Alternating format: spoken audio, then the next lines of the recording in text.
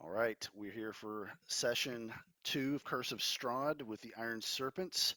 Our formerly newbie Dungeons and Dragons players are now grizzled veterans that have party death under their belt, and they have they have mastered every rule of the rule book and then know every spell, and will need no explanations of anything tonight. It's going to be great.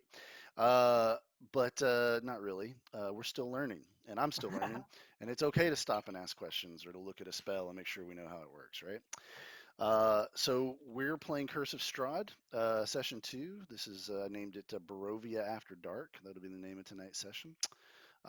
And even though if you're watching this on YouTube, you may not hear music tonight. I've got a sound issue with Zoom. These guys are going to be listening to some music to accompany our scenes and descriptions in the background. And we will be hopefully able to come back and add that stuff later. So, cool. So, of course, now I'm struggling with the damn website. There we go. All right, guys, I'm going to jump us into a recap. So,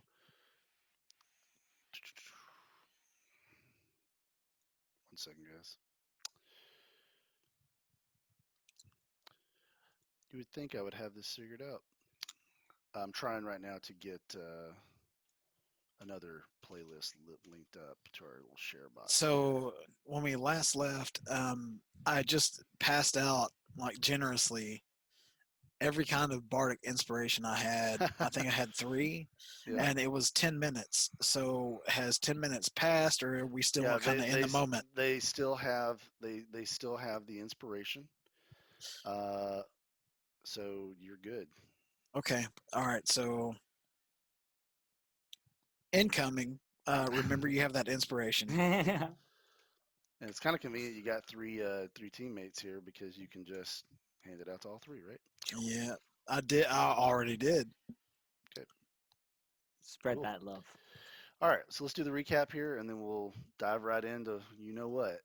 So we last session had our first entry into Barovia, which is a village in a land called Barovia, a cursed land, a land that, based on what you've heard and learned, is surrounded on its borders by a poisonous mist that only a tribe of people called the Vistani seem to know how to get through or be able to get through. You've learned in Barovia, it's a very secluded land. You've learned that basically being a dragonborn or a tiefling, as 2 of our members are, you're kind of an oddity, and you've learned that there's dark powers at play in this land, a land ruled by a man named Strahd van Zarovich, who you haven't interacted with really in any way, and yet it seems like his influence does seem to be pretty palatable in this society. And so last session, well, I should do the introductions. So we have Dr. Crawford. So Dr. Crawford, played by Zoc. Any big takeaways from last session, or any how you feeling heading into this one? I think it's going to be particularly difficult, I think, to remain politically neutral in this town, but it also seems like it's picking the wrong side might be deadly. So I'm going to be doing my best to basically just navigate the 2 Burgermeister families and try to make sure that we don't end up dead between their little scuffle going on. Yeah. We have Rogar the Mighty over here. How are you feeling about everything? It feels a bit like we're in a dystopian Alabama. They're pretty racist here. I don't really like my guns taken away, i.e., my sword and my shield. But other than that, I mean, we're getting by. He's still not sure how he feels about all this going on, but he's not a big fan of the town of Barovia currently. So. I did when I was rewatching this. I was walking my dog, and like an extended walk, and I was listening to it. I had it in my pocket, and we got to that scene where you guys were pretty much like on board with being, cooperating with what he wanted. And as soon as he said, we got to confiscate your weapons, it was like a record scratch. It was like, like, wait, what? We have Disdain, the sorcerer, played by our good friend Dalinar. Dal, how you feeling about everything? Well, I feel, I think Weezum put it delicately as he did, that dystopian Alabama, right? Like, well, but I've also learned that money and a lot of luck can get you through this place. So a little bit of kindness can at least seem to be extended somehow. I don't know if it would stab me in the back later or not, but let's see how it rolls. Love it. And then, of course, last but not least, we have Domenico, our traveling bard, Vistani, and he's played by Enos McFerret. So, Enos, what do you think, man? Man, it's very creepy right now, but Nico is going to be focused on beating down the jabronis. The nepotism is evident to him in this town, and he is well aware of the fact that you know the wrong alignment can quickly get you killed. But he's going to continue to charm and just jam out and play music and prestidigitate whenever possible to try and uh, win over the town's citizens. Awesome. So, like I said, last session, you entered the town of Barovia. You met a man named Follow, who basically overall seemed to be pretty friendly. He welcomed you to the town, kind of warned you some of the dangers of the town. Um, you did a pretty smooth intimidation on him that you pulled off. That uh, I think I forgot why you did that, but I mean, you were pretty much just trying to get his get information. Oh, I remember he wouldn't tell you some information about what happened at the morgue or whatever, and that's how you got him to talk. But the thing is, this guy he's the trapper of the village. He traps wolves. He traps other wild animals. Raved about his brother Olaf, the town butcher, and the food you can get from him. And in fact, you guys found yourself at the Blood on the Vine Tavern. You ended up having some of those sausages. You ended up having some other stuff. You had some wine, some very expensive wine. And just to kind of recap real quickly everything that happened, you first sort of talked to the halfling bard Belphus and made pretty good friends with her and learned lots of information about how Barovia ticks. You also talked to Cassius, who's sort of the bouncer of the tavern, and he's an elf. And you found out, Disdain, that he was a actually pretty famous thief back in Faerun a while back. Mm-hmm. And he's pretty much one of those guys that told you, like, look, I don't put my nose in the business of what's going on around here, and that's how come I've survived so long. And you saw these men at a table, very interesting gathering of men. You had this blonde man with just beautiful, like, noble garb, very well put together. This other man dressed in noble garb, but not as flashy. He's a high elf, or an elf of some kind. You heard from Cassius that he's a very old elf that used to serve a human, or did serve and does serve a human family as the Chamberlain, and he's been with Strahd and his family for, said, 500 years, and he's killed many men. You've heard him say, or many people. And then the other man was Ismark, who was the son of the burgomaster who recently had a heart attack and died after a lot of bad things happened in the town. And you guys, I loved your interactions with everybody in here. You got lots of information that you wouldn't have gotten had you come in just, like a wrecking ball. You really like connected with these characters as much as you could. You used the wine to get in with some very dangerous characters. That interaction could have gone very differently had you done it in a different way. But you got in there. You had a toast with them, but Ismark didn't seem pretty happy with what was going on, and the men left. And he told you that what they were offering was that Count Strahd would happily protect his sister, who's in danger, and he was refusing their help because he doesn't trust Strahd.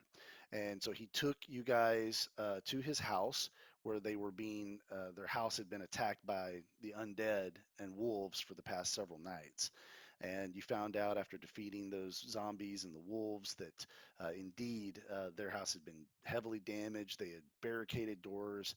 The woman, her name's Irina, a very beautiful woman, but with a very kind spirit. She had she knows a little bit of prayer. She worships a god. She calls the Morning Lord, and she made effigies and she made prayers, but she's really not a trained cleric. A man named Father Donovich, which in retrospect, she kept saying Father and then Father Donovich, and I think that threw some confusion into who she was talking about, and I apologize about that. But there's two characters, okay? There's her father, Coleon, who is dead of a heart attack 3 days ago, and then there's Father Donovich, the village cleric, who is a cleric of the Morning Lord. And Father Donovich and Coleon were best friends for really ever, but it was a while back that Father Donovich lost his faith. Okay, we didn't get them set up, and we will before we dive in for sure. Thanks Okay. for calling that out. I'm Um, gonna. but I can throw it to them. cool, that's perfect. Yeah. So you guys ended up staying the night with them. They were fairly confident they wouldn't be attacked again. They had never been attacked more than once in a night, but Ismark said he'd wake you up if there was an attack, and there wasn't one. In the morning, you woke up to this great breakfast. These two people, they were like, even though they're like they're nobles of this village, they were like in the kitchen cooking for you guys, and you agreed to help them by getting Father Donovich to perform the last rites on their father's body so that his body could not be raised as an undead. And so you know that there's something going on with the man's son. His son, a year ago, joined a rebellion against Strahd led by a man called everyone calls him the Mad Mage. But that rebellion was turned back, and his son returned, but something's wrong with him. You don't quite know what yet, but whatever it was, it's Father Donovich has withdrawn from his duties as the cleric of the village. So you guys made your way across town. You're going to help him out, and you got confronted by Constable Payne and the militiamen of the town. You very quickly did a little rope a dope deception on him, saying, "Yeah, we were headed to you guys anyway to register," and you kind of disarmed the situation, and he says, "Oh, let me take you to my brother." And by the time you got to his brother, he was liking you guys. He thought you guys were a good sort. You got to his brother, who's now the burgomaster of Barovia. His name is Amal, Amal Kelhaven, and he's a man that. Well, let me ask you this: what did you guys think of Amal based on what you remember about that interaction? He's a dick.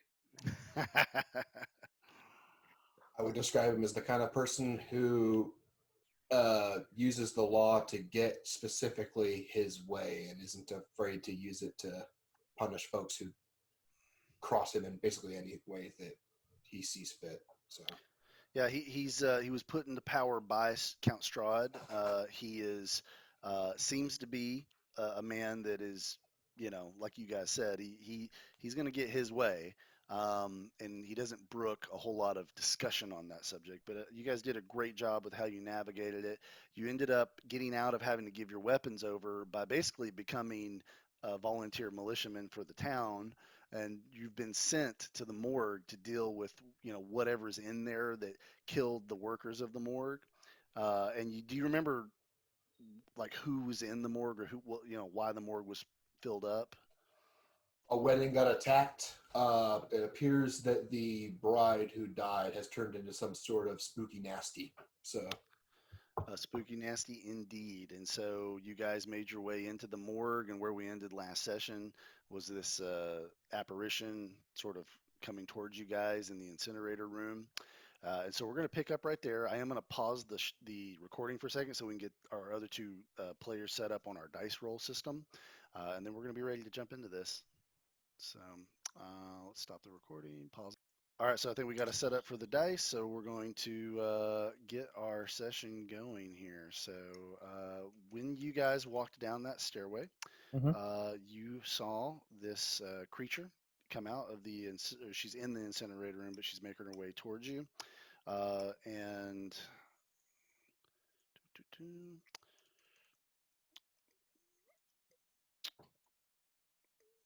let's get it going. So as you guys find yourself going into the basement of the morgue, uh, you see this small hallway, and the picture makes it look like she's like right in your face. She's not. You have this large room very large room. It's built underground, okay, and there is an incinerator in the middle of this room, but there's literally piles of bodies everywhere, and there's blood smeared on the walls, and the smell of like rotted flesh just fills your nose and almost makes you gag. And then you hear a girl crying, a young girl crying, and you make your way a little further into the hall, and this girl looks up, and you see she's wearing a wedding dress that's matted with blood, and she has her hair kind of matted and sticky covering her face, and she's crying. And this girl, she's asking where her love is. And as you get closer, you hear her sort of saying, "He gave me his kiss and a single drop of his blood, and he said he would feed me, but he never fed me, and I'm so hungry." And when she sees you, your group, she looks up and says, "Master, Master, you've sent me something to eat." And she gets up and starts gliding toward you guys. So we're going to roll initiative. So we're going to have to do it in order. So we're going to go to first. We're going to go to let's start with Zoc. Give me an initiative roll there, buddy. Coming right up. 1d20 plus, I think it's 3 for my initiative.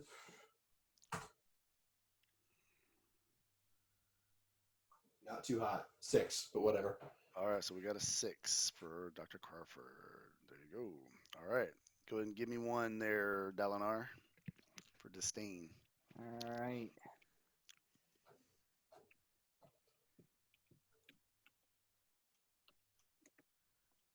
All right. So is it too late to leave this spooky room?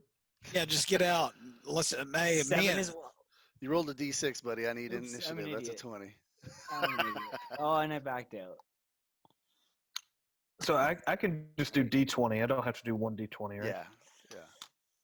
man, you should have an initiative modifier too. You do. It's your Yeah, dexterity. I got that. Yeah, yeah.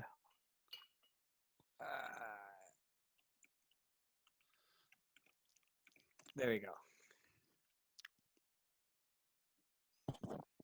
Still 7. It's still 7. It was meant Nice. to be. It was destiny. Yep. All right. Universe is like, destiny. nope. Oh, right. you got it. Rogar, Yep. all you, buddy. Yep. Hey, there you go. A battle. 11. Okay, and last but not least, Nico. At your service. I like Yep. the Nico impression. Why'd you throw a D4 in there? That was my initiative roll. Well, no, your Rob- initiative should just be a D20 plus your dexterity Plus modifier. plus 4. It says a +4 initiative on my sheet. Right, so it should be Yes. +4. You did plus not D4. a D4. So you had 23, dude. You're just a nub. Yeah, you got 23, but it's because 4 is a static number, whereas D4 is a one 2 4. Like Oh, a so I random just do a 1d20, right? 1d20, and then you can just add the 4. You could put +4 if you wanted to do that. No, let's go. We'll just throw it. I'm not scared. Well, no, you did. You rolled a So- 19. I'm gonna let you have your Okay. 19. So you got Okay. 23. All right, So cool. you've got that. Now I'm gonna roll hers. Okay. So and hers is gonna be Immediate death. Yeah. everyone's dead. All right. So this She lovely dies. young lady rolls a 13. Yeah, she dies immediately. That's 13 bad. is a bad number. It's a bad number. She's going down. Just gotta move it there. Okay, this is actually a boss. Okay, and so a boss battle in fifth is going to be it's going to have some unique features compared to other fights. She's going to have something called legendary resistance. You don't know how much because different bosses have different amounts, but it means that if she fails a roll of some kind, she can choose to pass that roll instead. Okay, but it's a finite ability and she doesn't have to use it. She can use it when she wants, which means I decide. She also has something called a legendary action, which you'll discover at the course of the battle. This also is in her lair, and when you fight a boss in its lair, you get something called a lair action on the initiative count of 20. Okay, Okay. so you don't know what that is, but what it does is it creates a bit of a different element to the fight. So normally I wouldn't explain all this, but this is your first time fighting a boss, so I just wanted you guys to kind of know what you're getting yourselves into. Okay, Alright. so so with that said, we are Hey, in the morgue. did Uh, question? yeah. Did their little dude get an initiative roll that's with us? The sidekick we brought with us. Oh shit, I forgot about that, dude. Yeah, Bring we it, need he's gotta him. He- die. He's cannon fodder.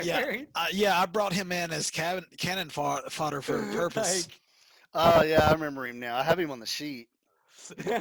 He's the All right. guard that I accused of being a pussy. yeah. Yeah, which worked apparently.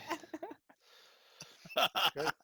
All right, so let's get his roll in there. So he didn't get the plus though. I accidentally left that in. Damn, dude, rolled That's great. fine. All right, so he only got a +1 though, so he's got 18 on the Yeah, initiative tracker. get some. So where's your ally? Okay, there he is. So he's your ally. So we're gonna put him at 18. Okay, so it looks like we've got everybody on the board that we need on the board. I for some reason it's not on XSplit letting me. Oh, I know what I could do. One second, I can fix this real fast. Again, thanks for keeping up or All right, so patient with me on legendary. this. There's just while you're doing that, Rocky, I'm going to Yeah. recap. So legendary action. This chick has some sort of in her lair ability kind of thing, Yeah. right? Hmm. Hmm. Legendary resistance, which means a finite number of times, from what I understand, he gets to automatically pass a was that a saving throw or an ability check, Rocky? It's up. It's basically a saving throw against something you guys are doing. Okay. Okay. So Just like, Well, nope. as I can, Nope. as I'm continuing to stall for Rocky here, um, are we still in the pre-fight stage? Can I cast a spell now, or do I have to no, wait we now? are in it. Once I say initiative, it means we are going. All right, can So we just the rewind the right. video a little bit? why would we do Sock. that? Meet you Why with a would we do that? guffaw. That's funny. I Uh, put the LEDs to red. We're in a battle. It's code red, man. It's Code code red, red. baby, code red. Dude, Rocky, dude, I could just be laying on his couch back there. Totally, totally. Okay, so you guys can see the battle map. Okay. Yeah. Yes, sir. Yeah, yeah. Okay, awesome. We have our battle map. We have Nico as our first in the initiative order. So Nico, you get to go. You get to do you, buddy. What do you want to do? All right, I'm gonna cast Fair Fire. Okay. So what's her saving throw for that? Is that's a dexterity? That's a save? dex. Yep, it's a dex All save. right. Well, dex save it is. So here it comes. And you know what she's got to beat. I do not know what she has to beat. 100. Should be on the front of your sheet, kind of middle to the right, or at the top of your spell sheet. It's your spell saving throw. Spell saving flow.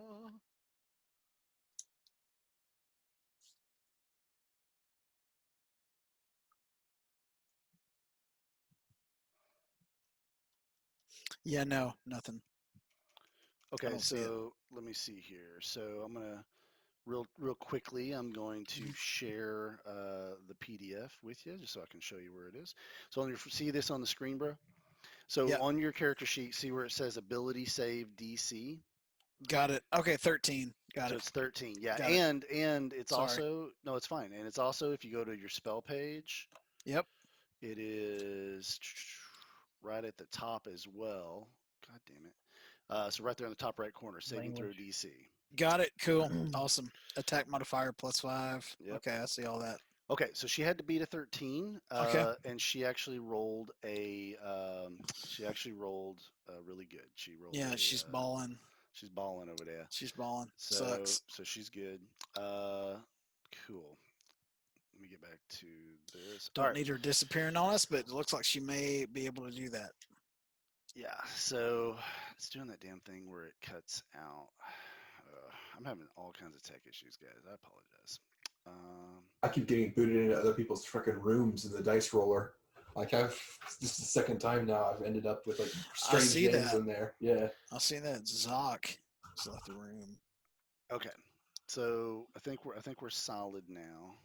Focus. For now. We got this. Hope so. Let's see. Happy anniversary, Wizen. Yeah, man. All right. No, every time I do that, okay, I'm gonna have to get rid of the dice on the screen. There's just no way around it. So, All right. Can we just tell you what we rolled then from now on? So is oh this no, I'll be watching. I just won't have it on the video for people, so I have to declare. So, I g- but that was a smooth little operation there. Oh, Okay, he'll do it. so do you do any movement, bro, or do you just cast that spell?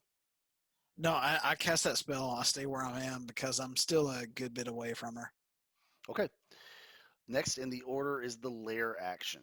Okay, and so so what? Okay, what now? All right, so Lair it was Nico. Yep. And then 20 is the lair action. And the lair Yep. action is as follows. You hear a grunting, shuffling sound, and you see kind of right about right around in this area, you start to see some of the body shift. And hopefully I get this right. I think I got this right. Nope, he was over here. My bad. Okay, so a zombie comes around the corner from out from under that pile. One. Yep. okay? Okay. All right. All right. So now it is going to be your ally's turn. Who I I wish I had a little icon So for him. so Rocky, you're on the team then. You're this guy. You get to decide what he Yeah. does. Okay, Come I'm with on. you. All right, he's going to be this marker. Okay, right. yeah. So this dude, he's like, he's got his short sword out. You know, again, this guy's probably a week ago was like a farmer. You know, and he's like, okay, I've never actually fought one of these before. What do I do? He's like looking at you guys like you're experts. Go Kick his first. ass. Run at him. Go. He's like, you want me to lead the way? Yes. Okay. I gotta roll. I gotta roll to see what this guy does because I'm kind of feeling like this guy. Yeah. So okay. So I gave him a little constitution roll. He kind of keeps himself from passing out. He's gonna run here. Now what I did is I got this grid I can throw up anytime you guys want so that we can figure out distance. So he's going to go Okay. 30. So 5, 10, 15, 20, 25, 30. Okay, so he is indeed able to attack the zombie. So Go get him, Tiger. Get him. kick his ass, Hey, sea bass. real quick while you're rolling. This dude's a baller, man. Yeah, he's a He rolled baller. a 21. Kick his ass. All right, so let's roll the damage. It's No, all it's not a faith. D20. It's not a D20. Hold on. Decapitation. How did it go out, Rocky? How's it go out, Rocky? How's it go out? All right, he chops this thing pretty good. He chops it pretty good. So, all right. So here's this guy. He's up there. He's shaking. He's got his short sword stabbed into a zombie, and it's like got its arms out at him. Next in the order is going to be our, which I need to add the zombie as well. So let me roll his. I'll tell you what. The only thing about double clicking on this is it'll roll real fast. So you just got to be careful with that. And you guys feel free to turn the volume of the music to whatever you're comfortable with. All Yeah, right. it's I new dig it. tech. We'll figure it out. Yeah. Okay. So the zombie rolled an 8, so we're not worried about him right now. All right. So it's going to be her turn. Now, this girl, you notice that she's actually kind of like she's kind of like floating a little bit, but every once in a while she touches down. She looks across the room And let's see, within 30 feet. Let's get that grid up there. 5, 10, 15, That 20. sucks. Do not suckle my juices. Okay. Do not suckle them. All right. So this girl, she moves, she glides on up, and she let's see, she's got 3 targets here. She has the guy, she has Rogar, and she has Nico. Those are the 3 that are kind of her direct line of sight. So I'm gonna be fair. I'm gonna roll a d6. Okay, and we've got. Actually, I wonder if it'll let me. D3 might. Let's see if a D3 works. So 1 for Nico, 2 for Rogar, and 3 for our militiaman. Okay. Let's go 3. Come on. Get him out of the way. That's how it works. I will roll 1d4 minus 1, and then if I get a 0, then I'll reroll.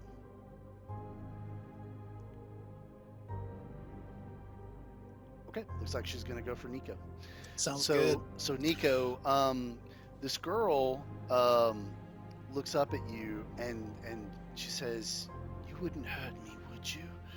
And you feel this like her voice in your head, and it's like the most beautiful voice you've ever heard.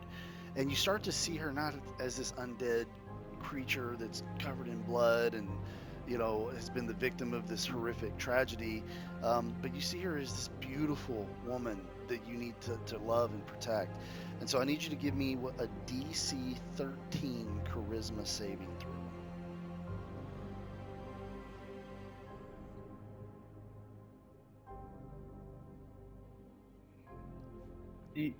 Hey, look, don't get charmed, bro. You got this charisma. So my bonus charisma is a +3, so I roll a 1d20 +3. Yeah. So yeah, and if you look at the where your skills are and go to the square above, that's where all your saving throw pluses and minuses are.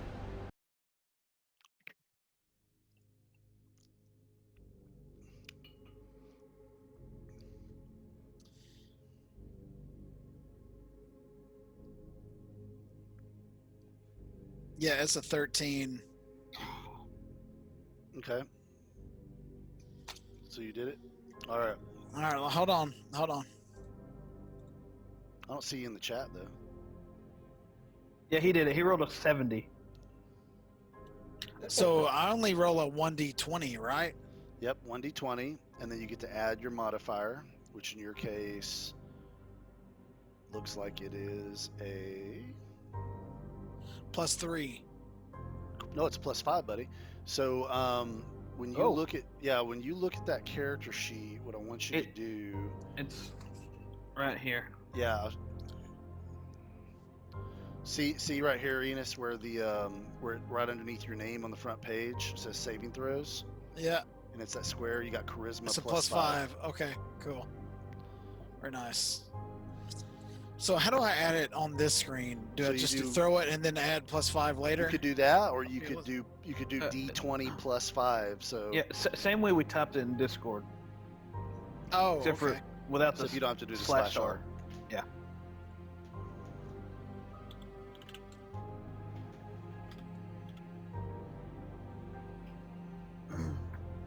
There it is. Hey, there you go. Oh, big boy! I love it.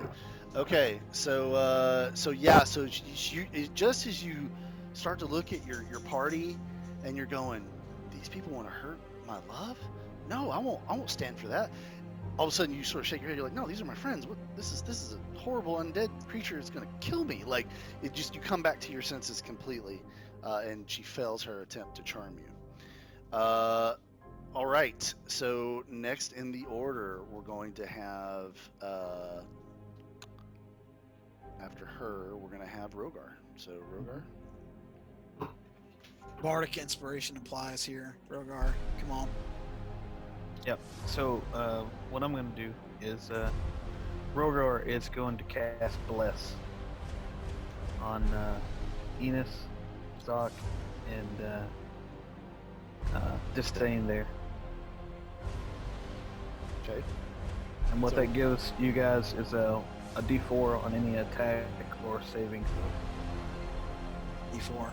Okay. Okay. Gracias, sir. So you know how you accidentally rolled with a D4 and a D20 earlier, Enos? Like that's what you that. would do when you use that blessing. And unlike So- Bardic Inspiration, it doesn't go away until he stops concentrating on the spell. So as long as he's concentrating on bless and he doesn't cast another concentration spell, you guys all have a +4 to D20 rolls. Which means when he's attacked, he breaks his concentration. He can, if he takes damage, he has to roll to maintain his concentration. Okay. Constitution save. Yeah. All right. Good. All right. Love it. Thanks, Wheezy. Okay. You want to do any movement? And I don't know if this is causing issues or not, but your screen is small to me. I don't know if that's a me problem or a you problem.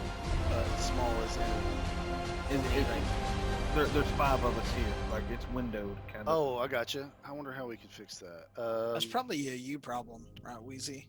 It may be. That's why I'm asking. Because I'm gonna move up a little bit. I'm not gonna go How's get that? up on interface though. It's the same. It didn't change. Okay, well, so if you click on speaker view, because if you hit, There I it think is. it's Alt F2. I think that you can go from gallery Got it. view to speaker Got it. view. Got it. Perfect. Okay. Yeah, I'm not gonna go to up interface right yet, but I will slide to the right there in front of Nico. Okay. You can also you, click sir. on when you go into speaker view. You can click on my square even if I'm not talking, and it'll keep the map on the screen. Perfect. Thank you. Okay. Yeah. And so tell me again what you wanted to do. You wanted to move. Just to the, I guess a diagonal to the right in front of Nico. to A little his bit. right, so that's in front of me. Right Make sure there? you get that right. Yep. Okay. Yep. Make sure you get that right. Yep. Perfect. Okay. After that is going to be the zombie. So let's see what happens to our friend that we brought along. Cool. Got it. His sword is inserted into his spleen currently, so it should be in the bag. Yeah, this zombie sucks. He rolls a 4. Yeah, he claws at the guy, and the guy backs away. He's like, "Did you guys see that? It tried to attack me. I got away. It's so slow." He goes, "These things aren't that hard to kill." And so after that, it's going to be He needs to kite him around the room. it's gonna be disdain now. All right. But Nico shuts out. You can do it. So first thing I'm gonna do is I'm gonna run behind that first pillar over there, like not behind, but just so I can kind of get a view still of both. So yeah, just like All right. and just so 10 feet. So, yeah. it's a really big room. So that's actually about 20 feet if that's what you want to do. Cool. Yeah, right there. Okay. Yep. And then I'm gonna go from here, and I'm gonna use right away a level 2 spell of Arcane Missile. Arcane missile. It's like magic missile. Magic missile. I was like, I'm not familiar with arcane missile. Light that bitch up. Okay. Go. All right, that's automatic hits, and you did it with a second level slot, so you need to add an additional D4. Light her up. Light her up. So And does he Dylon. get, just while he's rolling, does he get the +4 and the inspiration both? It's only for like attack rolls and saves. Okay. So magic missile's a kind of unique spell in that it's low damage, but it's guaranteed damage. Okay.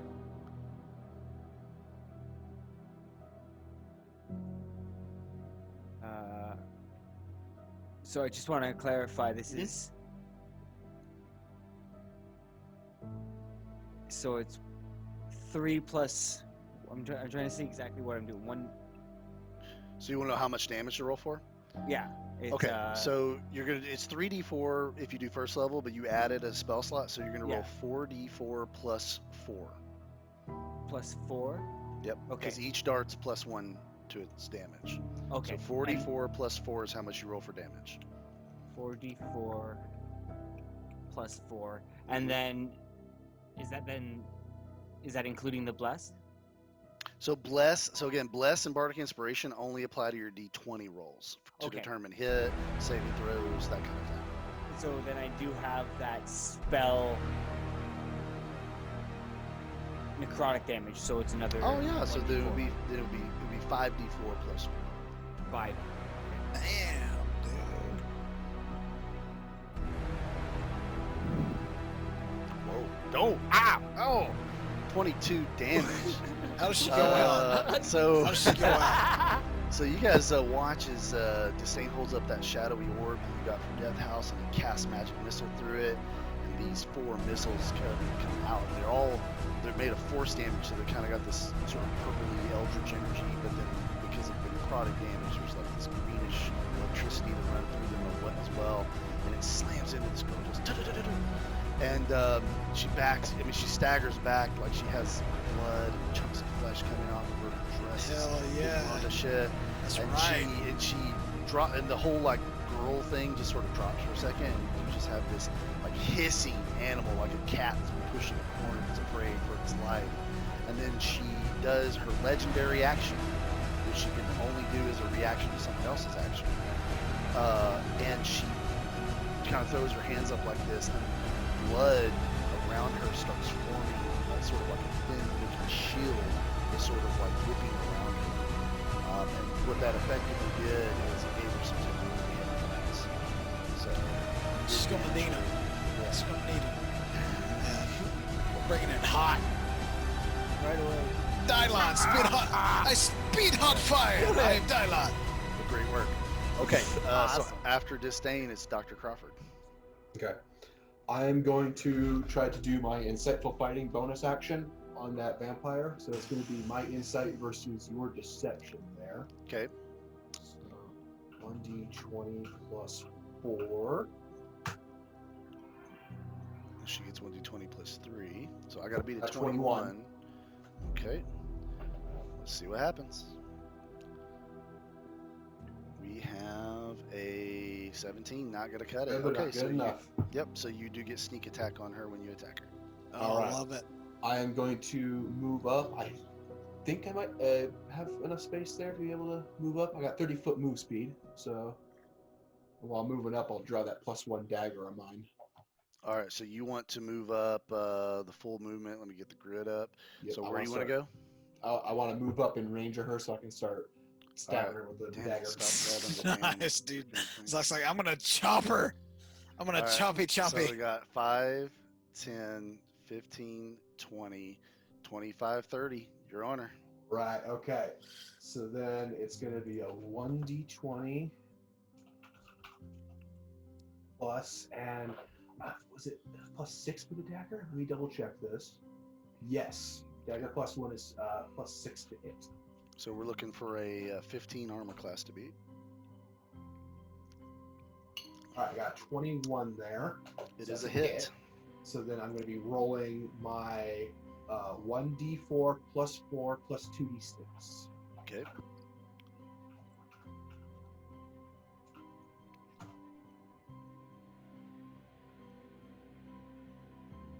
$12 damage. Okay. Now talk to me about the weapon you're using. It's the +1 dagger that we found down in the Durst house. Great. In the dungeon. It does damage her for the 12 damage. So, but as you cut into her, that little magical shield of blood, it actually takes the brunt of the damage. Okay. You destroy the shield and you nick her a little bit. All right. Nice, nice, Doctor. Okay. Next in the order is top of the order, which is Nico.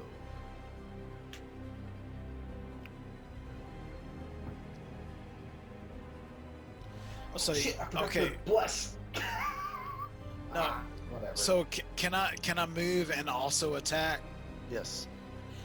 Okay, I'm gonna move within range of our guard friend 5, and the zombie.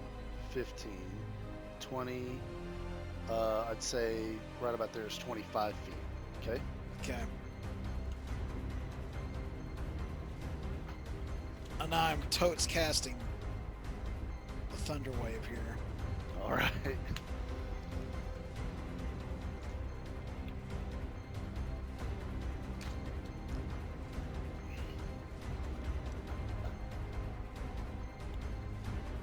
How big of an area is thunder wave here?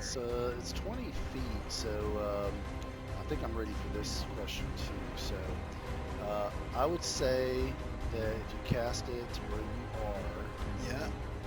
we're looking at probably about this much area of effect. Okay. Is that helpful to have that on the screen? It is big time. Dude, Rocky, that is awesome. Yeah, that's Yeah, awesome. so I'm totes casting Thunder Wave. Cool. So they have to roll a save, and then we'll roll the. So roll your damage, and then Okay. we'll roll the saves. Damage on Thunder Wave is a 2d8 plus a 1d8 thunder damage. Okay. Why is it 2d8 plus 1d8? It says 2d8 plus a 1d8 slash SL. thunder SL damage. spell slot. So if you cast it at its normal level, it's 2d8. If you cast it at a higher spell slot, then it does an additional d8 for every spell slot above one that you use. I think, can Thunder Wave be a second spell slot? Sure. Okay, let's do a second spell slot on that. Just burn that spell slot, and you'll do 3d8 damage. Okay.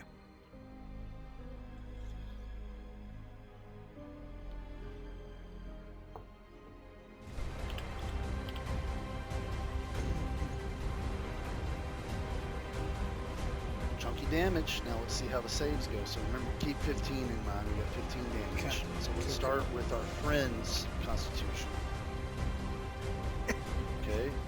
You're gonna Oh, kill I'm the dude. I'm nuking his ass because he can't be rezzed as a vampire to attack us. Okay. He fails, so he takes the full damage. I'll resolve And- that in a second. And he's dead. I'll resolve that in a second. And then now, ironically, zombies are pretty heavy on constitution. Obviously, they're undead that keep getting up and get knocked down, so that would denote a high constitution. So let's put that through. That's straight out of the monster manual. Sounds good. Okay.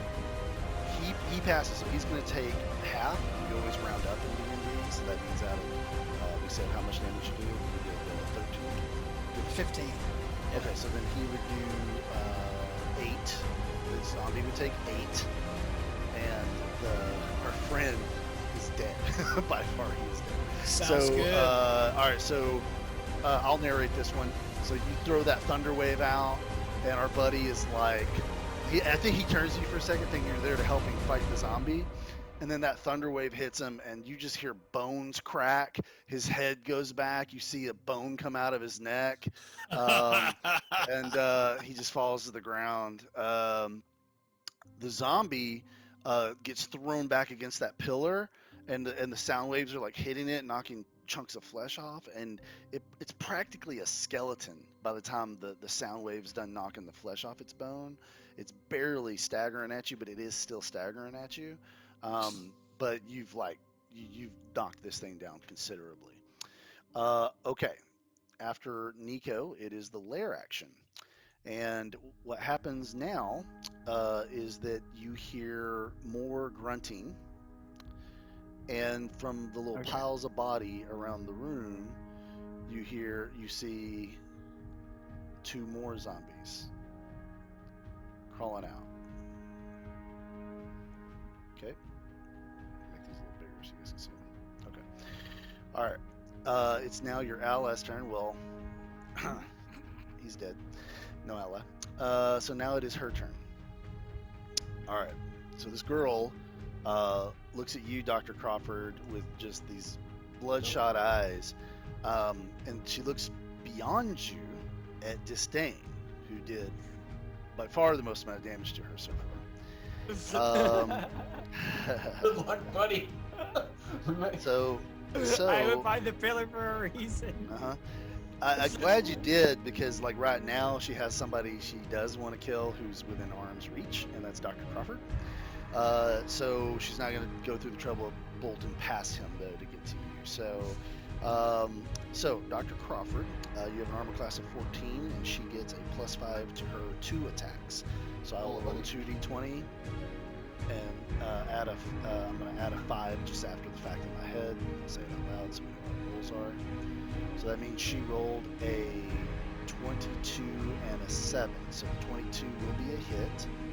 So when she hits you, it's with her claws. She's going to do 2d4 plus 3.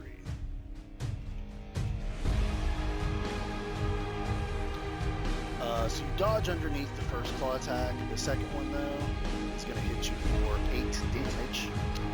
And when it hits you, Dr. Crawford, I got you down to 12 hit points. When she does hit you, I need you to roll a DC 13 Constitution save. I'm gonna write that.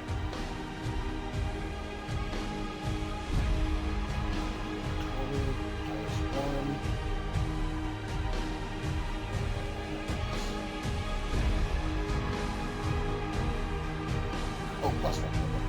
Sorry. Take your time. It's not rushing through this. It's good. You said DC 13? Yeah. Holy crap, I got a 13. So when she slices into you, she like you feel some kind of wave of energy and magic that is bad mojo, and you somehow like push it back, and it doesn't have sway over you. But you can tell if it had gone off, it would have been very bad. It would have been very painful. So there's some bad mojo attached to this girl. Okay, so that was her action. I'm actually going to roll to see if her blood shield ability recharged.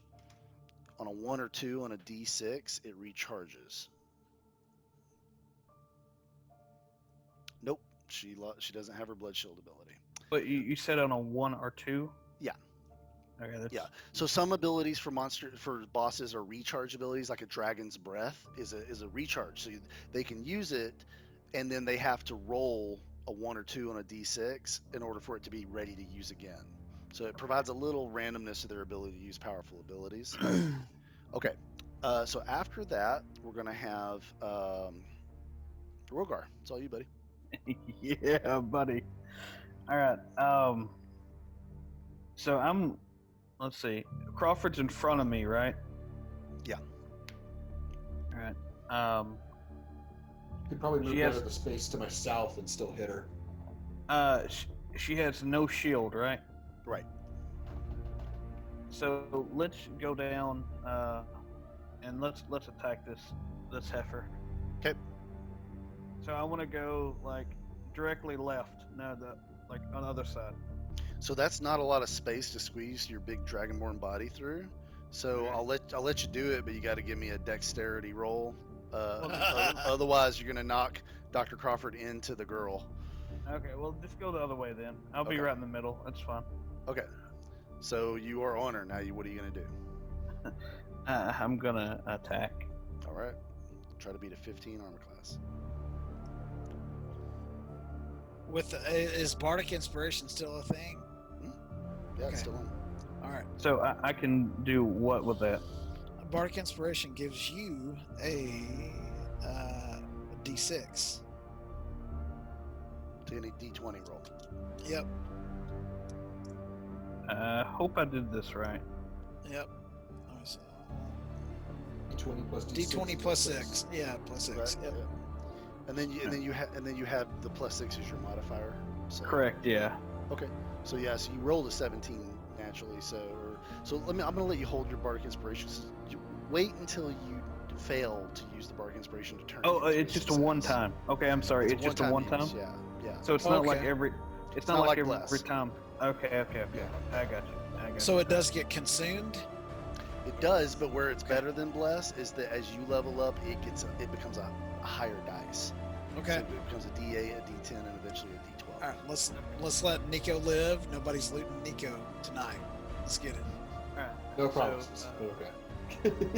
Thank you, buddies. All right, love it. Alright, so now I have to do damage, right? Yep.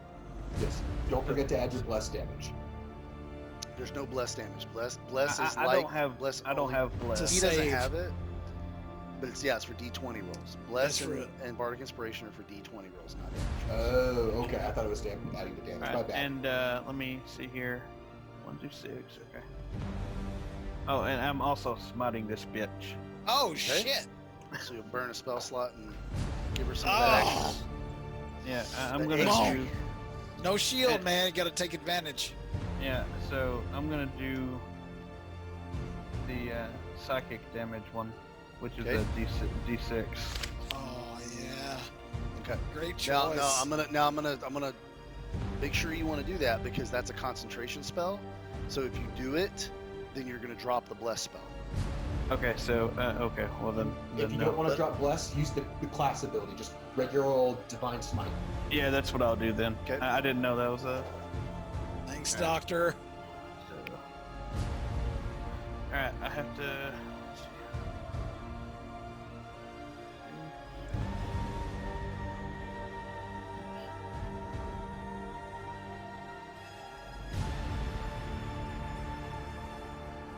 Hang on, I gotta do a lot of this.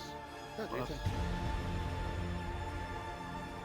Just let me know if you need help with the math. Otherwise, take your time. I think I've got this.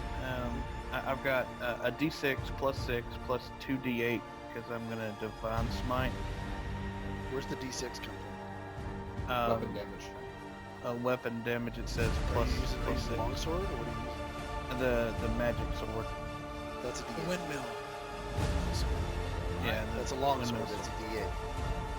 So instead of plus 6, it's a 1d8. So I can just do d6 plus 3d8. No, let me. So you roll a 1d8, and then you add your damage, which is going to be your strength and the enchantment of the blade. So you, for example, have plus. You have plus. Very strong.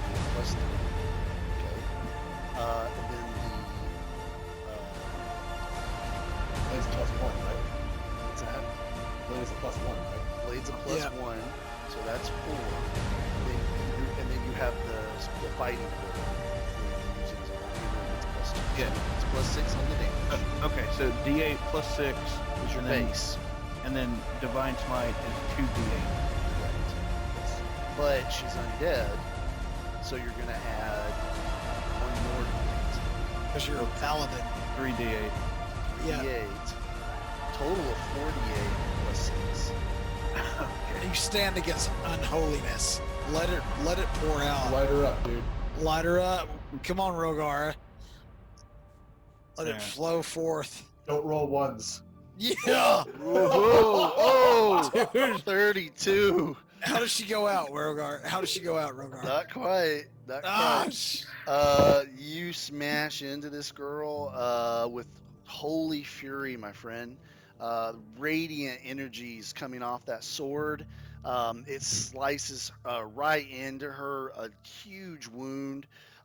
She's, starts hissing immediately, and looks at you, and you actually perceive like fear in her eyes. oh shit. Okay. After that is going to be. Can- Well, go Can I ahead. do you a have anything bonus? else? Yeah, Yeah, can I if you do a have the bonus bonus. action? Yeah. All right. Let me see. 1 second. I Yeah. don't know if it's worth it now, but yeah, I'm gonna go ahead and do it. I'm gonna channel divinity and do the valve enmity on her also. Okay. All right. So that's gonna give you advantage. I get advantage on her. Yeah, on Okay. all rolls basically. Okay. Cool. All right. So she's now gonna do her other legendary action, and turns into a collection of bats.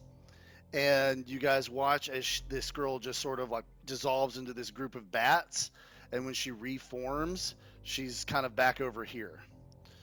Okay. All right. Next in the order is going to be the zombies. So, Nico, these zombies are going to move towards you. Obviously, you're the closest. Sounds good. So we got zombie 1. It's gonna be 5, 10, 15. Who is 20, just a 25. skeleton, basically.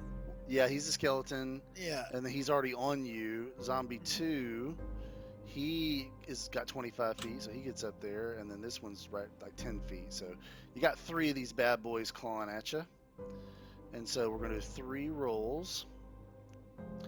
Okay, and I'm gonna add a +3 for the attack roll to all these. So I'm Sounds just gonna good. roll the d20s.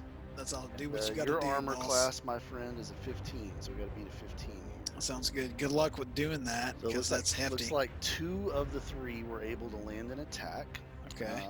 And so they're going to hit you with it's 1d6 with the attack, and then it does 3 additional damage. So I'm just going to roll 2d6 plus 6. It's the same now. That sounds good. Good luck doing that.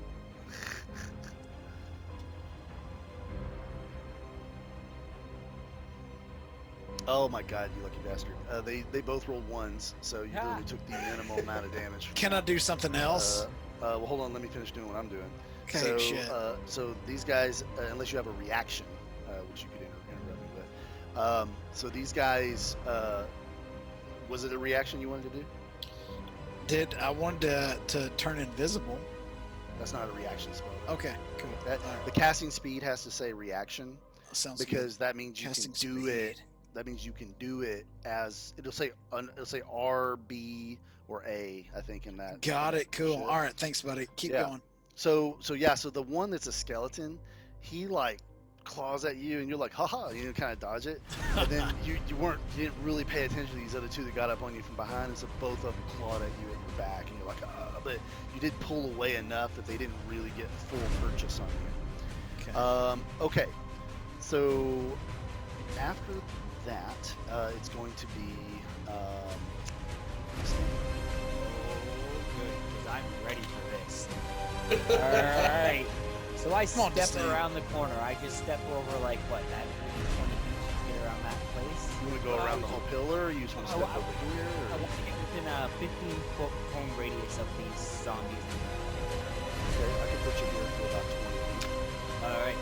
So, now I'm going to go and I'm going to use my burning candles. Alright, but I'm also going to use that as a careful spell. Oh, clever. Okay. Alright? Damn, I've never heard of that. So, Sorcerer ability. I can go and at that point allow to choose a character. Is it how does it work exactly, Rocky? So basically, with careful, you if a spell calls for a saving throw, you can protect a creature by basically making them succeed that saving throw. So Okay. the saving throw in this case is for half damage, right? For the spell. Yeah. So Yes, yeah. what it means is you use your sorcery point to control the magic, and basically you're trying to make those flames part around Nico. Yes. And you can do that for up to your charisma modifier. So if like you have +3 to your charisma, I think. Mhm. So that means 3 targets you could say you automatically pass the saving throw. Okay. It doesn't mean that they're not hit by the spell, but it means they do automatically pass the saving throw. So in this case, he'll automatically take half damage. Half damage. Yeah. Okay. I can do it. Let it All roll. right, all I right. love it. What is your hit points at, McFerret? It's just like 50 or 60. He's currently at 16. 16k. Just Close because enough.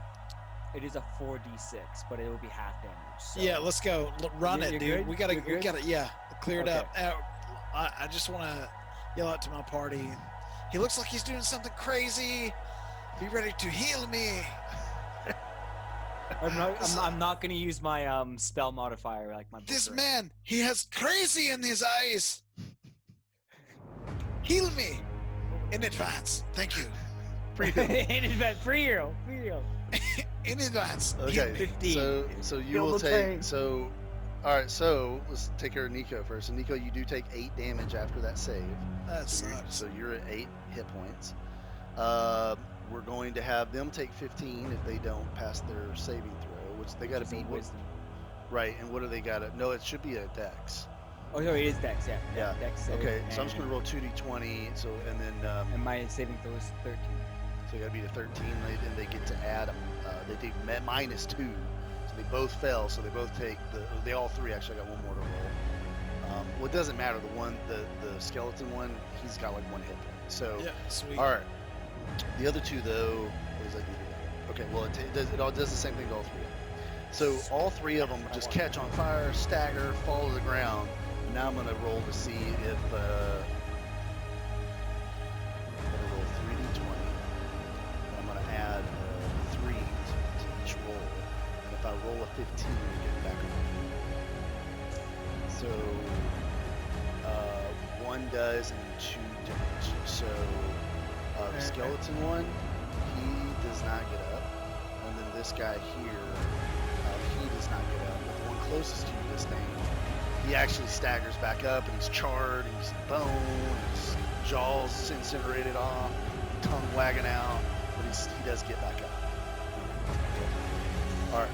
Alrighty. Next in the order is Dr. Crawford. Okay. So if I'm looking at the map right, that part that looks like grading, that's something I can stand on, right? That's not like an empty pit. Yeah, you could. And as you get closer to it, I want you to roll me perception or give me a perception. Perception? Okay, I'm right up. Assist or no? No. 1 In the heat of battle, 20 no. plus 6. He's good at perception. Don't worry about it. Whoa, nat 20. Nat 20, That's dude. 46. Holy shit! I cannot tell you how awesome it is you rolled a 20 for this particular Oh, So, because this was a multiple roll thing, but what you realize as you move around there, Dr. Crawford, is that's the incinerator. Oh, shit. And you see the flames flickering. It's active. But to activate it, there's a lever, and the lever is right here. I'll just leave this on the board so you know where it is. But the Okay. lever's right here. And you realize with that 20, because it's a 20, come on. You realize if you pull that lever, that thing's gonna shoot a huge thing of flame that could literally turn anything to ash that's standing over that grate. Okay. All right. So if that's the case, I'm gonna try to be safe. She can teleport with that back thing. I don't want her to do that to us. I'm gonna move down right next to the grating. If I move directly south, and I'm gonna move in range of her. I have to. I'll use a dash bonus action to increase my movement. I want to get up to her and keep DPSing her down. Okay, so you want to go here? Yeah. Okay. All right, 15 arm class. All right. Now the was it plus D4 to my attack roll then? Plus 4s. Yep. Okay. Plus D4, yep. Plus D4. All right.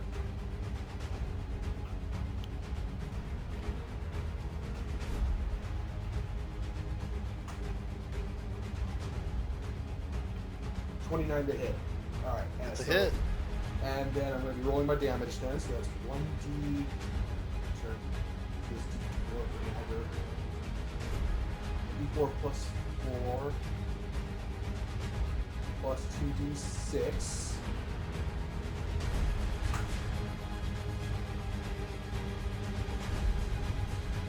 $15 damage with the magic dagger. Yeah, man. You fuck her up pretty good. She's really injured. Though her injuries don't seem to like hinder her movements. It's more just the way it looks. It's hard to look at. She's probably not not over 16 years old. You know? And so she's whatever that undead energy like keeps her from being affected by the fact that her arms all fucked up. So these gashes physically have done a lot of damage to her. Okay. Next in the order is top of the order, which is Nico. okay. I'm gonna have a tall order here, Rocky, for you, sir, as the Okay. DM. All right. I want to turn invisible. I want to do acrobatics, and I want to use performance. Okay, so walk me through what you want to do, and I'll tell you how we're gonna break that down. All right, so I want to go invisible so I can lose the aggro of this zombie to my 6, who's about to eat my liver, some Chianti. I want to vault up onto the pillar and around to the pillar where the switch is, and I want to just start like either performing or intimidating. Performance, I've got a +4. Intimidation, I've got a +5. I want to try and draw her attention towards me. So you want to try to draw her the aggro. Yes, I want to bring her over the grate. I want to be like, hey, look at me. I'm fucking jamming over here. You didn't do anything to me. I've got 8 hit points. Okay, then I've got a choice for you. Okay, because that's a lot of action packed into one. It is, round. dude. But there is a way. So by going invisible, you successfully break away from the zombie without taking an opportunity attack. Sure. And I would even go so far as to let you, as a bonus action type thing, My acrobatics is a +7. No, I know, and I'm cool with it. So I'm cool with you like doing so the acrobatics part, you don't need it to move. Oh, Okay, so you can just use your movement. Okay, 30 feet. But if you use the action to do the invisible, you don't really have enough action in my economy, in my opinion, to try to use performance and your attention. got it. and all So that. could I do movement as well? So you can Yeah, movement is a different. Okay. You always get your movement. But what I'm saying is, by choosing to go invisible, you lost the ability to do the performance. So if you want to do the performance, you can get away from the zombie, take an opportunity attack. Okay, don't go invisible, just run away, and the zombie will claw at you as you run away, and then I'll let you do this performance thing. Dude, that is a choice. So if I don't go invisible and I run away, he can be clawing at my back. He'll get one But I attack can still. on you. Yeah. Okay. With 8 hit points left. And he's a D6 plus 2 damage, so he could potentially take you down. He if you could max kill me. damage. So Or he crits. which is can I possible. go invisible and just start to like move in the shadows towards the switch? Well, you're invisible, so you don't have to even be in the shadows. You can just go invisible, and you can go. Literally, you can go invisible and move 30 feet to that switch, and there'll be All right, no. let's go invisible, move 30 feet towards the switch, and I'll wait till my next turn to turn the concert on if needed. All right, 5. Let me do the count. 5, 10, 15, 20, 20. Good call. Good call. Okay. Dude, I've got 8 hit points. If anybody wants to throw a heal, you can at any time. Okay. I'm a rogue. So you go invisible, and just remember you're invisible because I don't have a way of indicating Okay, that on the screen. yeah. So Alright. you are invisible, and you're within 10 feet of that switch. Sure. Okay. Thanks. You bet. Now it's lair action time. And so you guys start to hear more of those grunts all over the room. And this time, it's not 2, it's 4 of these zombies that start crawling out from the piles. But that's the last of the zombies. Oh, last time. I normally don't tell players. Yeah, this but they're stuff, popping you up guys- all around y'all. But you guys are new. Well, these are the 3 that were there before, but I'm going to put them in different spots. So. Let me get these guys enlarged. This chick has got to be close to dead, so she's got hit for 70 hit points so far. Yeah, we I think more than that. monster. Well, I had 32, he had 22, and you had 15. So, And I've hit her twice. So okay. that's 2 sneak attacks. All right. Okay, so that was the lair action. Those guys that came out from the piles. Now it's her turn. Dr. Crawford, she's going to use an empiric charm on you. I need a DC 13 charisma save. D20 minus 1 plus 1d4 from the blast. Yeah.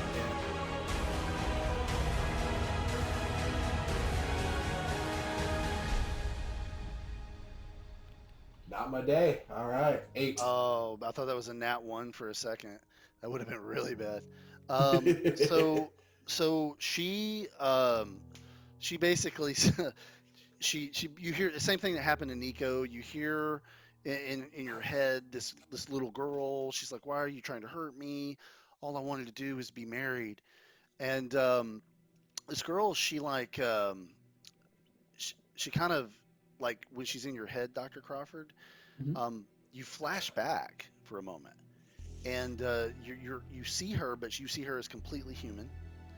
And there's this wedding that's happening, and it's nighttime, but it looks like where the moon is. It's kind of early in the night, and it's out in this field right outside the city, outside of the village of Barovia. And you see family, friends gathered around. You see this young man, kind of skinny, wearing a tunic that probably for his poor family was a big investment.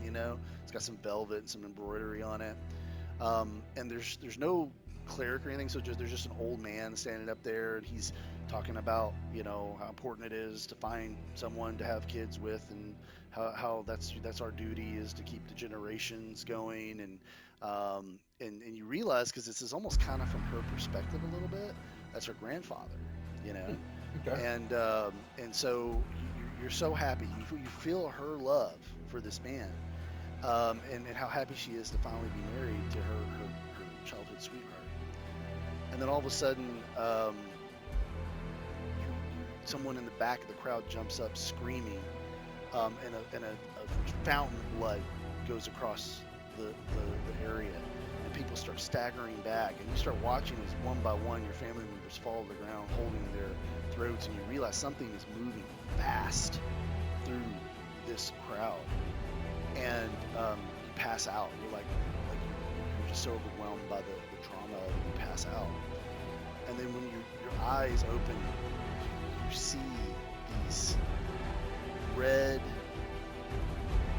powerful, like penetrating eyes staring into yours, and these fangs. And you hear a voice say, "If I cannot have my blood, why should I have his?"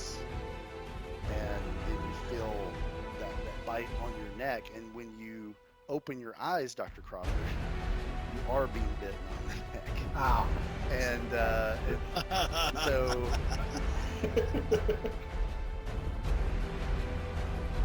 all right, so you're gonna take you're gonna take 10 necrotic Okay. damage. All right. Okay, and you watch as she sort of like heals a little bit, and then she releases you and staggers back, and you like you're so happy you could help her, and you turn and look at the party, and you realize these people are trying to kill the woman you love. Oh God, dude. Okay. Not the doctor. After that, it's going to be Rogar. Alright, so are they right on the map? Is the map right? Yeah. Yeah, the chick and no, they didn't move anywhere. Correct. Alright. Can I move directly in front of her? Yeah, No, like I want my attempt here is to knock her into the thing. Oh, so you want to go behind? So you want to go behind her, and you I want to wanna like? go.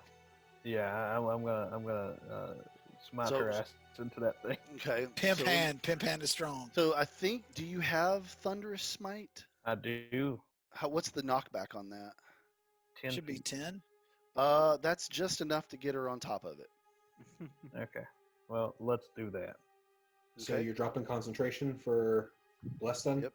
You would be Alright. dropping Bless. So first of all, you have to hit her. So let's roll the attack roll. Come on, Rogar. I've got you, man. Get her Which to by my. the, you can use that Bardic Inspiration if you Yeah. haven't yet. If you need it, I mean, see if you fail first. Alright.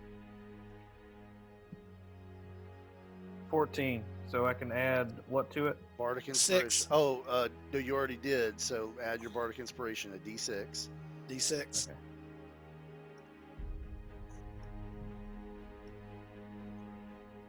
Which technically doesn't matter because if you roll a 1, it takes you to 15, which is what you need. So, but roll it anyway because we like to see what the dice say. 5. Okay, there you go. So yes, you're at 19 with that. So you do hit her. So roll your damage, and then I think I've got to roll a save for that knockback, if I'm not mistaken. Yeah. So we decided last time it was a D8 plus 6, and then plus whatever thunderous is. Correct. That is. Rocky, on that save, do you have to beat a 19 then? On Yeah, that that's save? well. So he has a spell saving throw as well, just like you guys do, and I think that his is a 10, if I'm not mistaken. It is a 10. So you got 21 damage plus. You gotta roll a 10. Okay. Well, and it's a strength. I got to beat 21 damage, but it's a strength saving throw. I got to beat a 10. She's actually very weak, so she gets a -1. So, let's see. Will it work? Maybe a 10. It's a fail. So you smack her real good, do that damage that you did before. She's hurting really bad. Knock her through the air over Dr. Crawford, and she lands right on the lip of this. Next in the order is the zombies. They don't attack Dr. Crawford. They perceive he's a friend now. That's about as far as he goes. You'll take 1 attack there, Rogar. Disdain, you're going to take 2. This guy is going for Nico, but he moves too slow. He's only going to get to about there. All right, so let's do the rolls for Rogar first, since there's only one of those.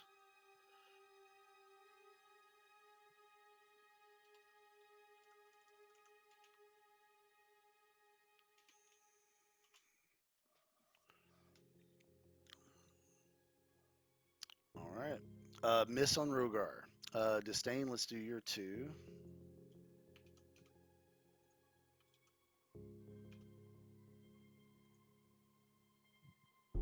They get to add a +3. So Disdain, you got a 14 armor class, so that means that's a miss and a hit. At least it's only one.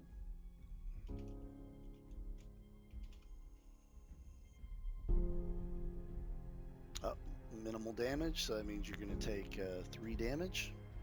So I got you down to 10. That's correct, right? You're at 10?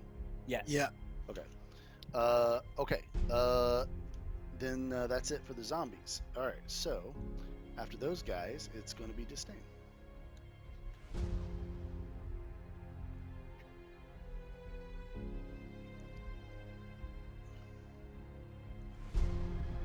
What you want to do, brother? Well, I need to get these guys off me.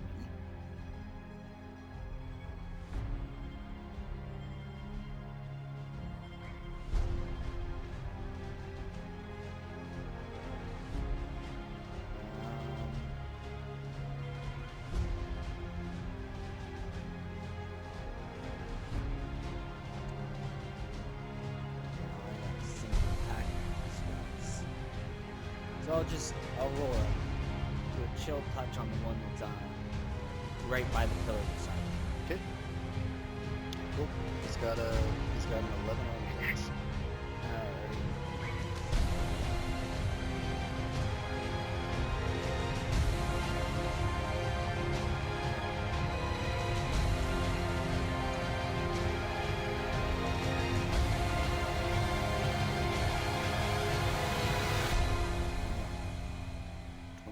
Okay. Yeah. So that's a hit.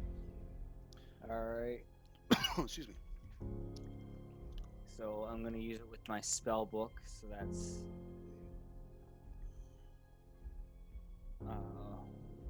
one. So 1d8 plus 1d4.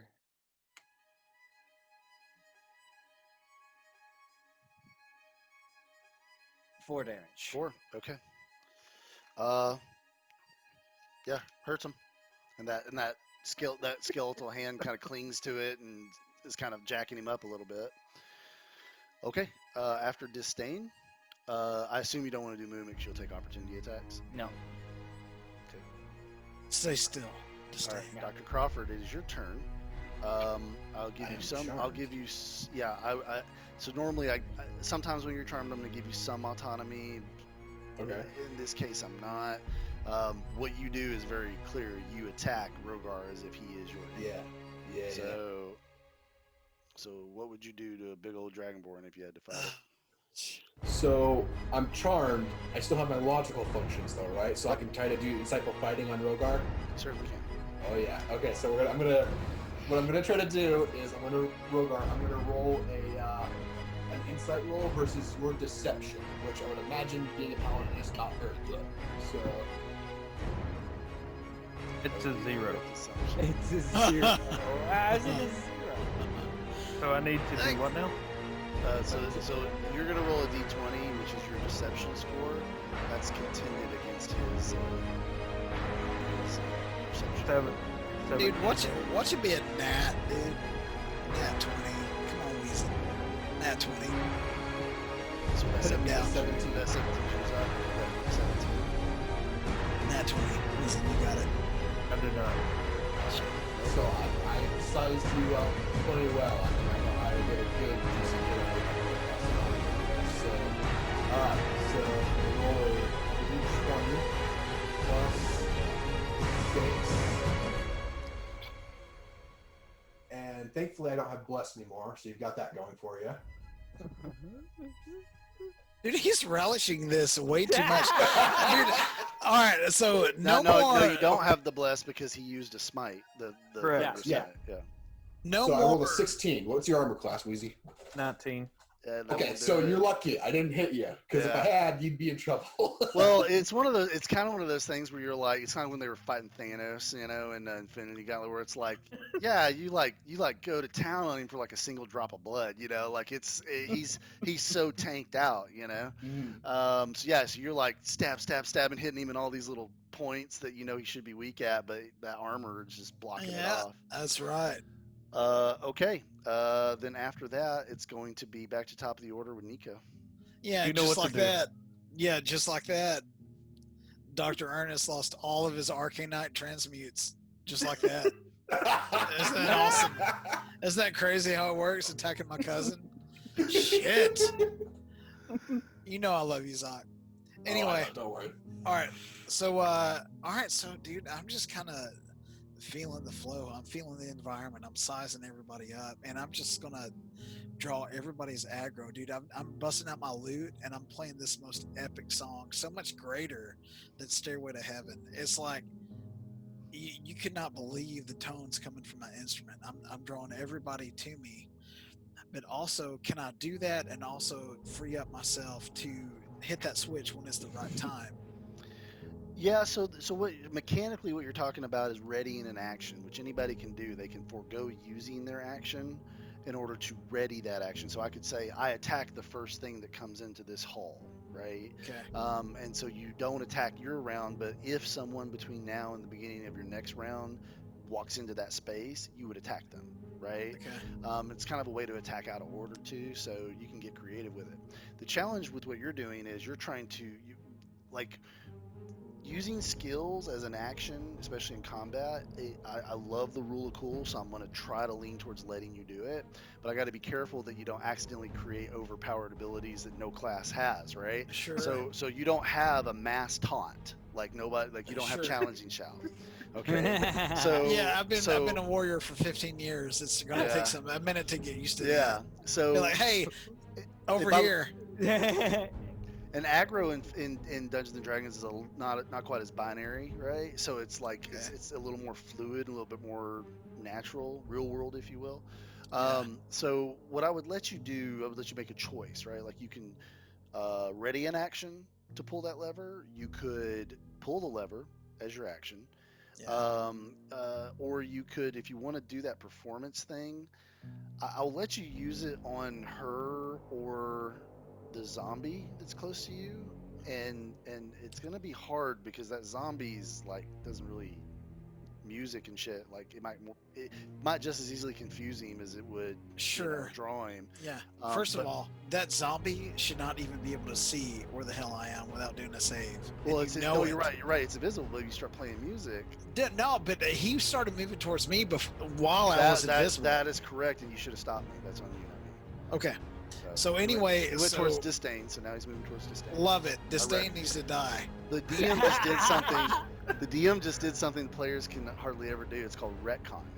And so I just retconned what happened with that zombie. Love it. Thanks for Anyway, reminding me. so The main okay. thing you need to do is hit the lever. I don't care what else you do, but I lots get of it. Hit the level. So the main focus of our attack is where I need her to be. I can just pull the lever. Can I ready an action to pull the lever? Yeah. And still heal Rogar? Because I don't have it. I don't need any healing though. okay, cool. All right, I'm good. I'm pulling the lever, dropping it like it's hot. Let's get Okay. it. I'm incinerating the whore. You run over, you pull this lever, this massive pillar of flame shoots up. It's so hot, everybody you immediately go into a sweat, and you watch as she screams and just gets turned to ash. Okay. She's gone. Yeah. And then Teamwork. after a few seconds, the fire kind of goes back down to that level it was before. You hear a click and the lever pulls back. So the And, fire's gone. So it just kind of. It's still there. It's just reset. Okay. And Nico immediately seeing what he has done, he's like, I am sorry. I'm sure she had some great loot for us to loot, but it is all burnt up. There is no loot in this piece. I don't think she has loot. She has a bloodstained dress. Plus one. Okay, so next in the order is Rogar. And by the way, Oh. Dr. Crawford, as soon as she's incinerated, you go, what am I doing? And Wait. you're good. And I'm gonna call out to him. You attacked my cousin, you motherfucker! No, I'm Alright. just playing. Nico doesn't have that accent. It's not Nico. Now, I was gonna ask. So Crawford's cool then. I don't need Yeah. to like lay on hands him to. Well, I'm a 2 health. If you call that cool. But yeah. He's very So injured here's with 2 zombies on his back. Alright, so here's what I'd like to do. I would like to take him with my right hand, push him behind him, and breathe fire. Is your breathe fire an action or a bonus action?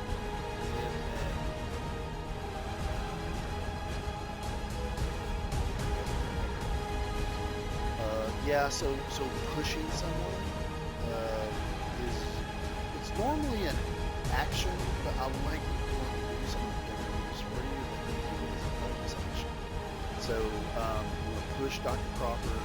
Yeah, I feel like he's kind of crumpled over in his insanity, so I'm just gonna kind of shove him out of the way and step in front of him and light these dudes on fire. Okay, so Dr. Crawford, you get pushed back 5 feet, Okay. and you step forward, and they got to roll what, a Constitution saving throw? Let's see. Yeah, Dex? Constitution. Let's see. DC 22 is what it says. DC 20, whatever Jesus. that means. Okay, that means it's. Or, they sorry, gotta- sorry. DC 12. I'm sorry. 12. Okay, and it's a Constitution save. Correct. Okay, they get +3 to those. So, That's okay. 7 and The main- 14. So one of them does it, one of them doesn't. All right, so they get 2d6. Is what they get. Okay.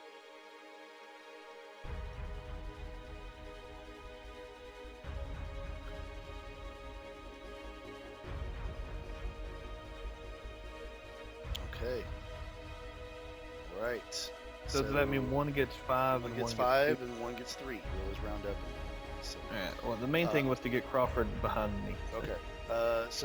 So the first one takes that full 5, and the second one takes the 3. Okay. All right. After that, it's going to be the zombies' turn. They're both going to fire on you. Stain, you got 2. You now have 3. Yay. Let's take Let's care of do it. Let's do Rogar first, Mr. Tanky over here.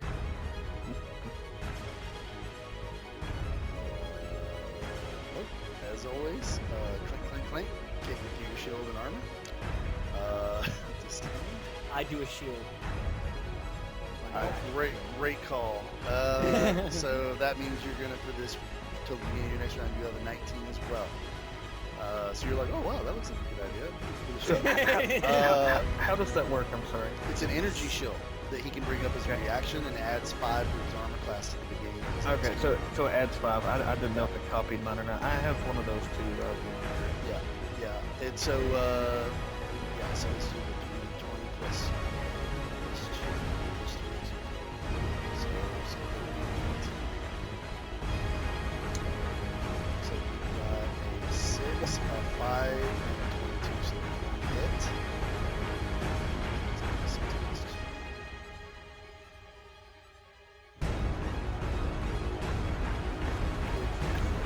7.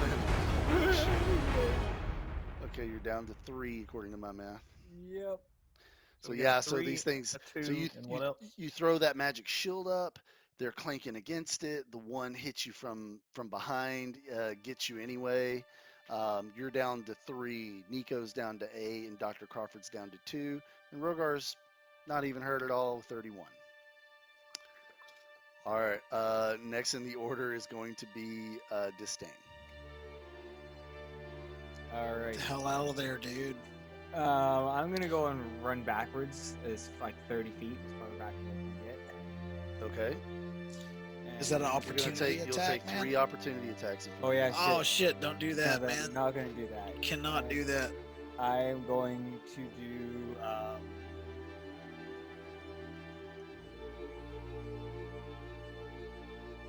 Can you frost nova, dude?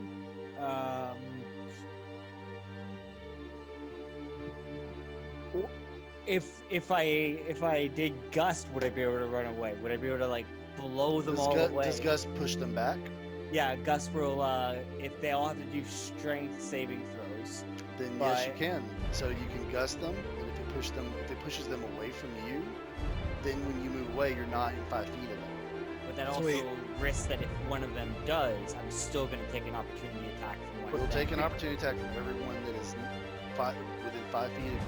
Well, can you cast gust and then decide to move? Can you do that? Right. I don't know. Yes, you can. Movement separate, so you don't have to move if you don't want to. Blow them back, dude. Come on. Yeah, I'm gonna come tank them. I just Alright, need some so- help. I'm gonna blow these guys back, then, and then I'll decide to move if they. Okay. What's their save they need to make? It's 13. Okay, so a strength save. Oh, sorry. Strength save. Well, no. It's their save. They have Okay. to save. So Okay. if they are really shitty in strength, they get a -1. So Oh, perfect. yeah, so it's by the way, I'm gonna give you an inspiration. Very clever abilities. Whether it Awesome. fails or Nice. succeeds, it was clever. They roll like fucking bosses. Two of them, and if they succeed, they don't move at all, right? Yeah. Okay. Yeah, I think that's how it is. So I'll give it to you that you actually knocked this one back. Okay. These two they managed to just sort of like take the gust was stronger on it should be the middle one because the edges of the gust weren't strong enough to knock those two back. Okay. All right. Okay. Do you want to move and take two opportunity attacks? You do still have the +5 armor. Oh, I do till the end of this turn. Till the beginning of your next turn. Beginning of my next turn. Okay.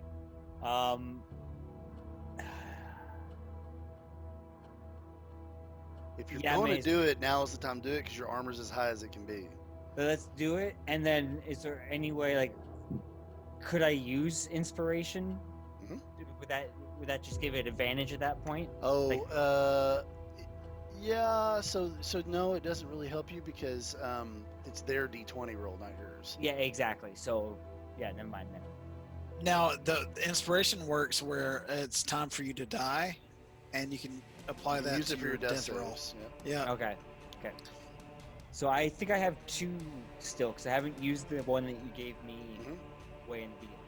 I just What don't about think the what you call it, the Enos did the bardic inspir- inspiration? Yeah. That would be for something that I'm rolling. There's Yeah, sort of D20. rolling against me, Yeah, right? so you could use that for death rolls too. Okay.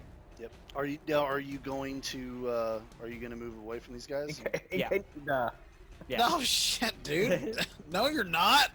Okay. I'm backing up. I'm backing up as far as I can get. Okay, that'll put you right about here. Yeah. So let's see what happened. They got to beat a 19. They get a +3 to their attack rolls. One hit you. All right. Let's see. Bring the damage in, Rocky. 4. Damn it. So, yeah, you're at -1, and so you start to you get past the first one, bro, and you're like, I'm home free, and then right as you run, it's sort of staggering wounded past the zombie. He smacks you in the back of your head. You hear something crunch, and you fall to the ground. Okay. Next in the order is going to be Dr. Crawford. Okay. I am going to do insightful fighting on that zombie that's to my southwest, like right Okay. next to me. Okay, And I'm gonna give it to you. okay, I'm gonna give it to you. He's a fucking zombie. all right. So and I'm gonna sneak attack him. He's a fucking zombie, dude. Come on. You're the doctor. He's the zombie. Get it. And you've done it before with zombies, so I should You know rephrase that. them. That sounded very Yes, sir. necrophiliac. It was you have It- used that it ability. sounds No, the it way it didn't. should. It sounds awesome. Ooh, ow, bad roll. 8. Not gonna cut it. All right. Oh, let's go to- oh. You start to go up with an attack, and then your wounds just sort of overwhelm your Yeah. pain, and you're not able. Old to man it's cringe. like old man cringe. Oh. Man, there's a lot of healing that needs to be done, Rogar. There's a lot of healing, dude. Way All more right. than tanking. Next we need. But he's also doing a lot of damage. Yeah. Just like he always spec'd Holy Spec in WoW, right? When he was a paladin. Okay, we've got Nico's turn now. All right, so who can I see? Direct line of sight is the doctor. Direct Dr. line of sight is Rogar. Rogar. Direct line of sight I do not have. With You can move and get it. You can move up here and get it. yeah, but he's already dead. He's -1. Can healing word bring him back? Yes. Just understand. Yeah. Yeah, I'm doing the healing word on this. You gotta thing. get within 30 feet of him, though, right? Or is it Okay. 60 feet for healing? And also have an action at that point. Also, because it's a bonus action. okay. All Well, right. wait. So it's healing word. Is So this stuff? it's healing word. Yeah, healing word can be used. Okay, I'm looking at it in the player's handbook. Yeah, it can be used as a bonus. Okay, so if it's a bonus action, that means that you can move. I can move like crazy and then healing word. You can Okay, move, do an action, then do it. Yes, Wait, absolutely. Okay, I'm just trying to find it in the player's handbook. Make sure. I Healing understand. word. Range is 60 feet on healing word. Okay, that's what I was kind of looking for. So Yeah. all You right, need to put on a rock concert, bro. all right. I do not need a microphone. My voice is fucking powerful. All right, from here, That's a you can nerd. cast healing. You can cast healing word. Okay, cool. All right, I'm doing it. It's Bonus a D4 action, plus healing your, word. it's a D4 plus your modifier, which is your charisma modifier. +3. D4 +3. Incoming.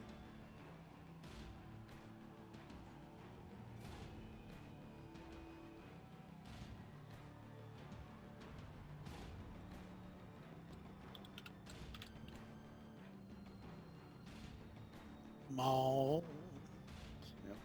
I do. If you guys didn't, I do recommend, like, if you're in that panel view in Zoom, double click on me so you just keep the map in front of you. All right, so 7. Ooh, that's sexy. That's max heal. So the -1 gets healed. You're now at 6 hit points, laying on the ground, gasping for your life. This thing. Come on, man. I need some help bringing this guy back. He's got some ordnance to drop. Let's get him up. All right. Let's get the ordnance going. All right. So you didn't use your action, Nico. So do you have any action? I thought the action was used by moving. Okay. So no. So to explain it better, every character has a movement economy, an action economy. So your action economy is you can do an action, a bonus action, and a reaction every round. Okay. And your movement economy is whatever your movement speed is, which in your case is 30. Okay. You can sacrifice your action to double your movement speed. Got it. You'd still have your bonus action and your reaction.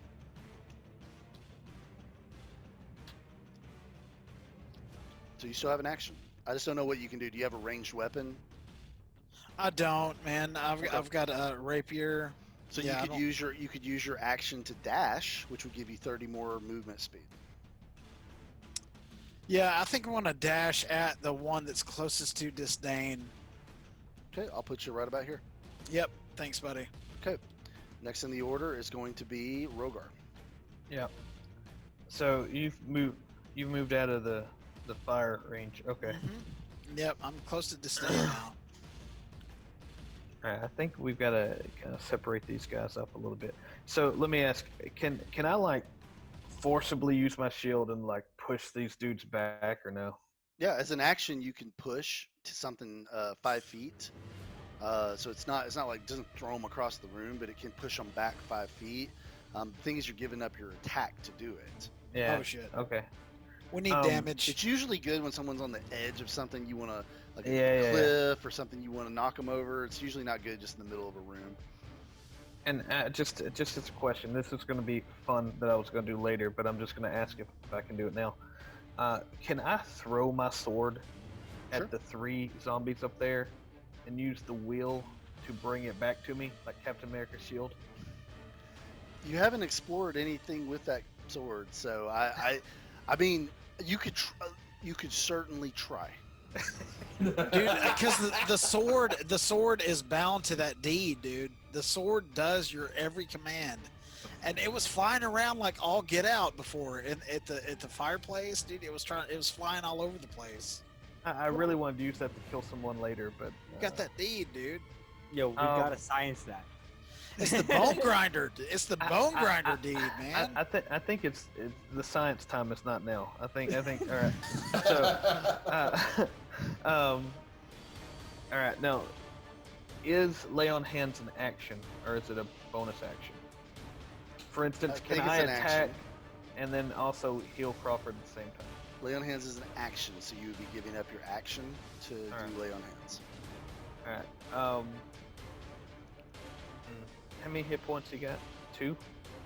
Dude, Oh, he's got 7 or 6, no. I think. Crawford. Or, Crawford has 2. Yep. I got 2. Out of character, I would say just keep killing shit. I don't think so, because you got this Well, rapier too. they're aggroed on me though, right? So they're aggroed on me anyway. All right, let's attack the one closest to Crawford. Okay. And they don't have no hit points, right? Roll Or, armor class. Yeah.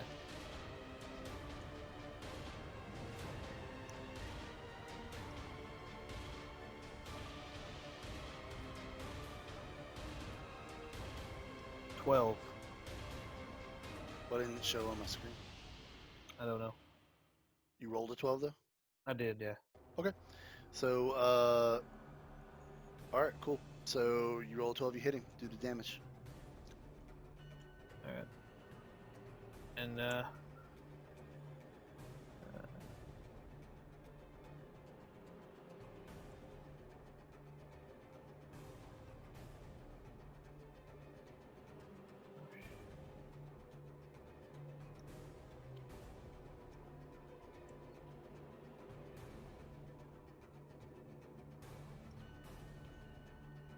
do you see this one? No, it's not showing up. No. Might have to log out and log back in or something, buddy. All right, I got a 10. So I'll 10 log out damage. and log back in. Yeah. Cool. Alright, yeah, you take him out. But I'm going to roll to see if he bounces back up.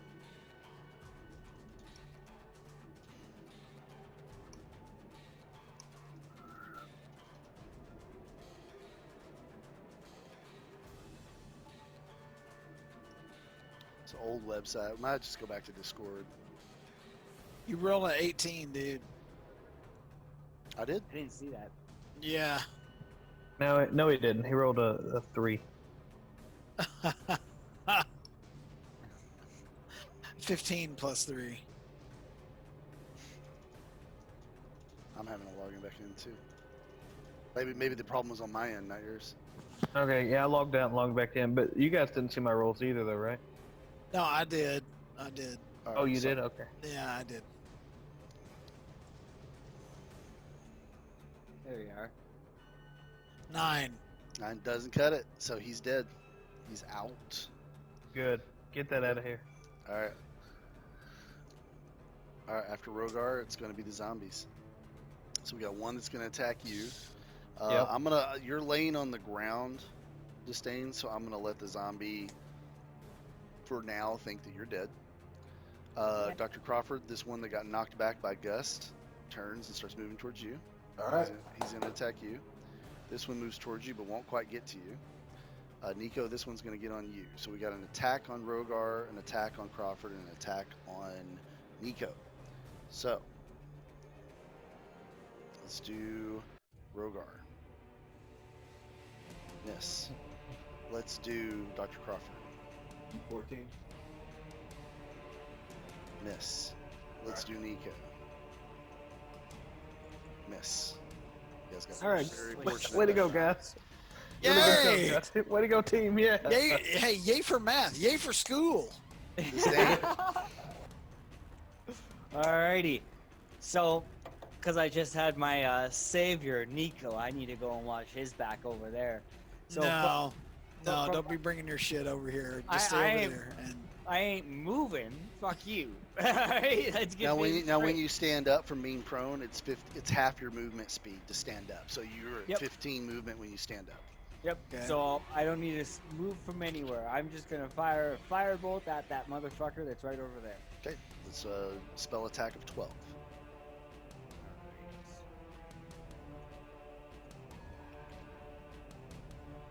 Show me the money.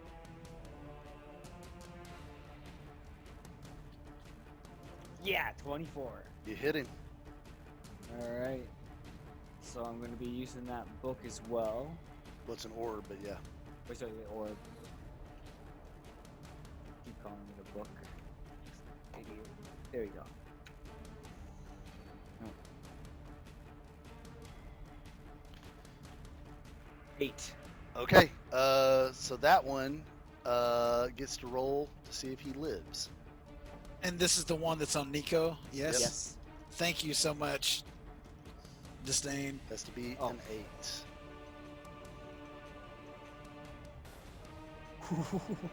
Damn it. 10. So yeah, he he catches on fire. He sort of staggers around, and then it's still kind of on fire, but it just sort of stops paying attention to it, and then it's still up. Ah, it sucks. With 1 hit point. Okay. After that, it's going to be Dr. Crawford. All right. I am going to, again, insightful fighting and attack the one to my southwest. Okay. So, you want me to roll for the insightful fighting, or? No. All right.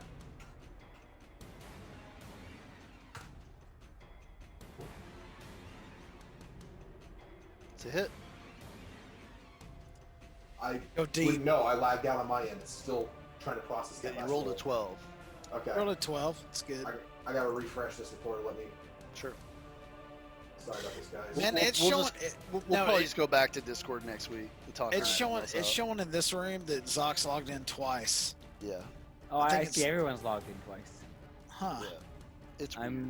I'm in there 3 times. It's weird. We'll just go back to Discord next week. Sorry, It's I, alright, I, yeah. I thought that No, because it's- I it's tested cool, it for man. a while and it seemed like it would work. But I like this because you can actually see the dice, man. It's really cool.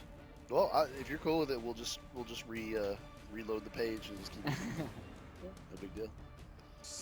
I love seeing the dice, dude. Like I said, one of the best things about D&D is when you're at the table rolling the dice. 17 damage. Oh yeah, so he's got to be he's got to beat a 17 because he's dead. But Yeah. let's see what his roll is here. Yeah. Try to beat a 17, zombie. He says, "Fuck Oh. you, I'm gonna beat it." You slice this thing up and down, one side down the other. It falls over and then just immediately it crawls back up. 1 hit point. Oh, what a turd. So, I think that's just my turn. Okay. Turn Then after turtle. that, we're back to top of the order, Nico. Yeah, I'm gonna finish this zombie off that's on me with 1 hit point. I'm gonna be like, I've been in this circumstance before, my brothers. And all it takes is just a little bit of wind to blow one's foes over. So I'm gonna stab him with my rapier, dude. Let's go. Okay. We're Run gonna- the head. Yep. Okay. Run the eye socket. Beat a 12.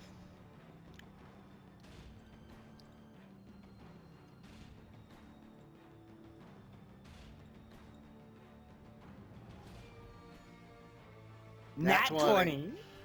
All right. That's All right. Don't even roll damage. How's he go out? I apologize. I said that I would stab him in the eye socket, but actually I stabbed him in the medulla oblongata, which is the most sensitive of organs. So I stab him in the chin, and it protrudes through the back of his skull, right at the medium, about the 20-degree angle. He's All right, done. So you see Nico just kind of halfway bend down a knee, come up with that rapier right through his skull, and it stops making noise, and you pull out and just flumps to the ground, completely dead. All right, beautiful, beautiful, beautiful. All right, next in the order is going to be the zombies. No, it's Rogar. Rogar, you're next. Yep. This zombie right here that Crawford attacked, that's the one closest to me, yeah? Mhm. Can I just stomp on his head? He's got 1 hit point. Yeah. Or do I need to actually attack?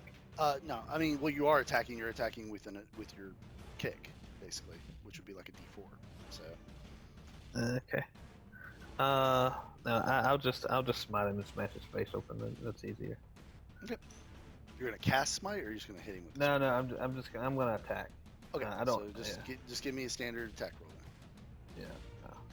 I don't want to be fancy yet. I gotta throw my sword though. I really want to do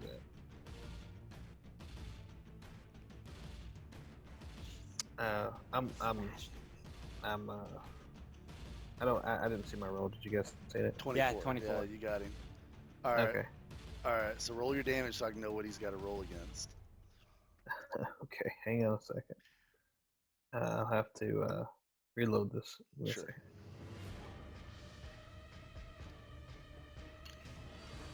When we finish in a moment, those of you that are still alive, I will tell you a little bit about combat in general in D&D because this was designed in a specific way for you guys. What was it? Hang on. A D. It's just it's a D8 plus 6. I think. Plus 6. Yeah.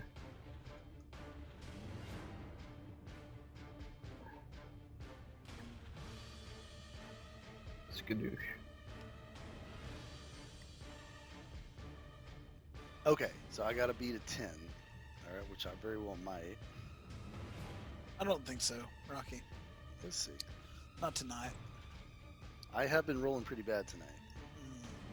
Obviously. Ooh.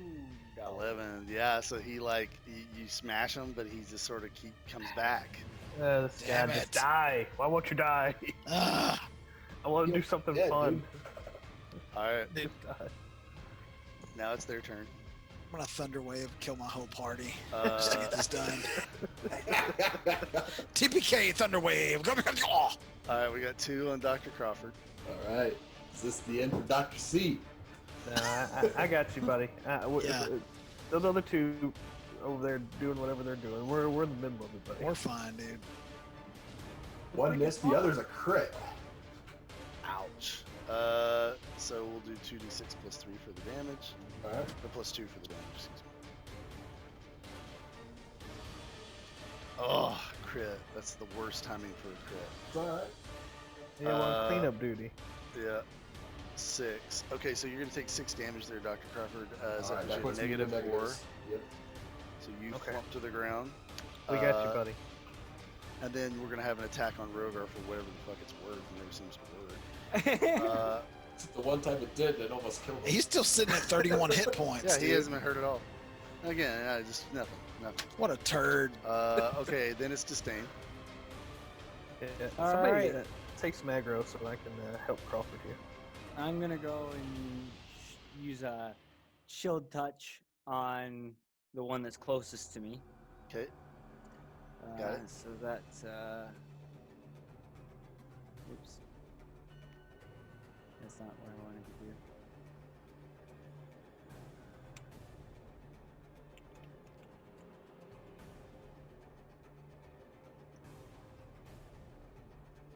$16. Okay, that'll hit.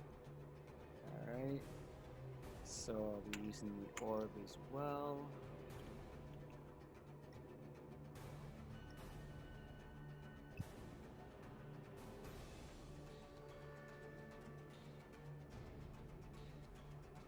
Okay. 6 damage. All right. So he's let's see.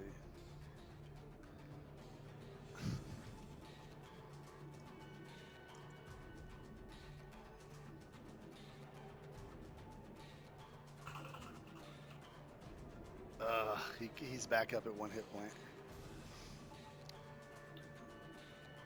Why won't you die? They're zombies. They're God. zombies. That's why they won't die. All right, it's Crawford's turn. I need a death save, buddy. Awful. So now, is that just a D20 or? It's a straight D20, and a 10 or above is a success. A 20 is a double success. A 1 is a double fail. Did the doctor use his inspiration yet? Double Nat success. Okay, so that's 2 life tokens. Okay. Of the 3 that you need to stay. That's good. Yeah, we don't even need to kill Okay. him. He's fine. No, I he's do. good. No, I do need to heal him. I do need to heal him. Top of the order, Nico. Kill things. No, dude, I don't think so. Wheezy. Dude, he's They all not. have 1 hit point. Okay. Oh. All right. All right. Do you want me to do what I do? Okay. All right. Let's go. Nico. Don't top thunder of the wave order. though. Yeah, dude, Wave. that's all I got. Thunderwave. Dude, you either get a thunder wave or a freaking concert of music. What do you want? How about I've got some of two. this? I've got 2 things that I can do. You can All stab me. Freaking. Let me see this screen here. Rocky, can you share your screen again, man? I'm not seeing it. Oh, you're not seeing it right now? Just click There on it is. his, There it is. yeah, double just double on click his- on me, and it'll just stick it to your. I just screen. did a single click. There you Yeah. go. Oh, good, dude. I'm gonna have to. double tap If you it. Yeah. if you click on the right on the side, it says pin video too. Dude, I could totally thunderwave through that shit. Oh my Like god. Rogar, you've got 30 hit points. It's not even gonna touch you. The doctor just got back. 2 life tokens means how many hit points does he have? Well, he's Minus currently at, 4. he's at -4. As long as he doesn't go to -20, he will survive. But he will take an automatic death token from the damage. Yeah, Thunderwave will definitely kill him. Well, it'll give him a death token. No. It I'm not could trying to kill do him that. if you do 16 damage.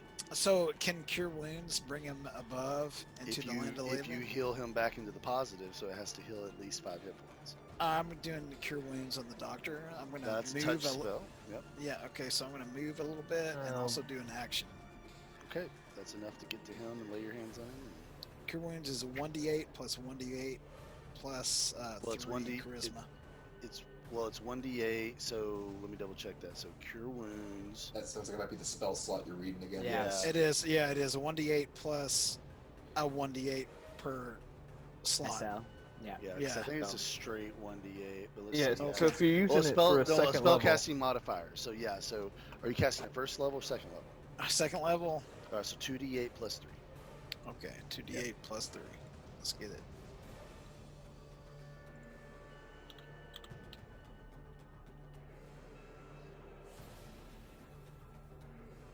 Okay, you're brought back to positive 5. Plus hit 5. All right. points. And you're laying on the ground going, what the fuck? Okay. But he doesn't have any death tokens or life tokens or anything like that, right? Right, it resets. Yep. Resets. Cool. Perfect. All right. Weezin now kill. You've got 30 hit points. What have you done this entire well, time?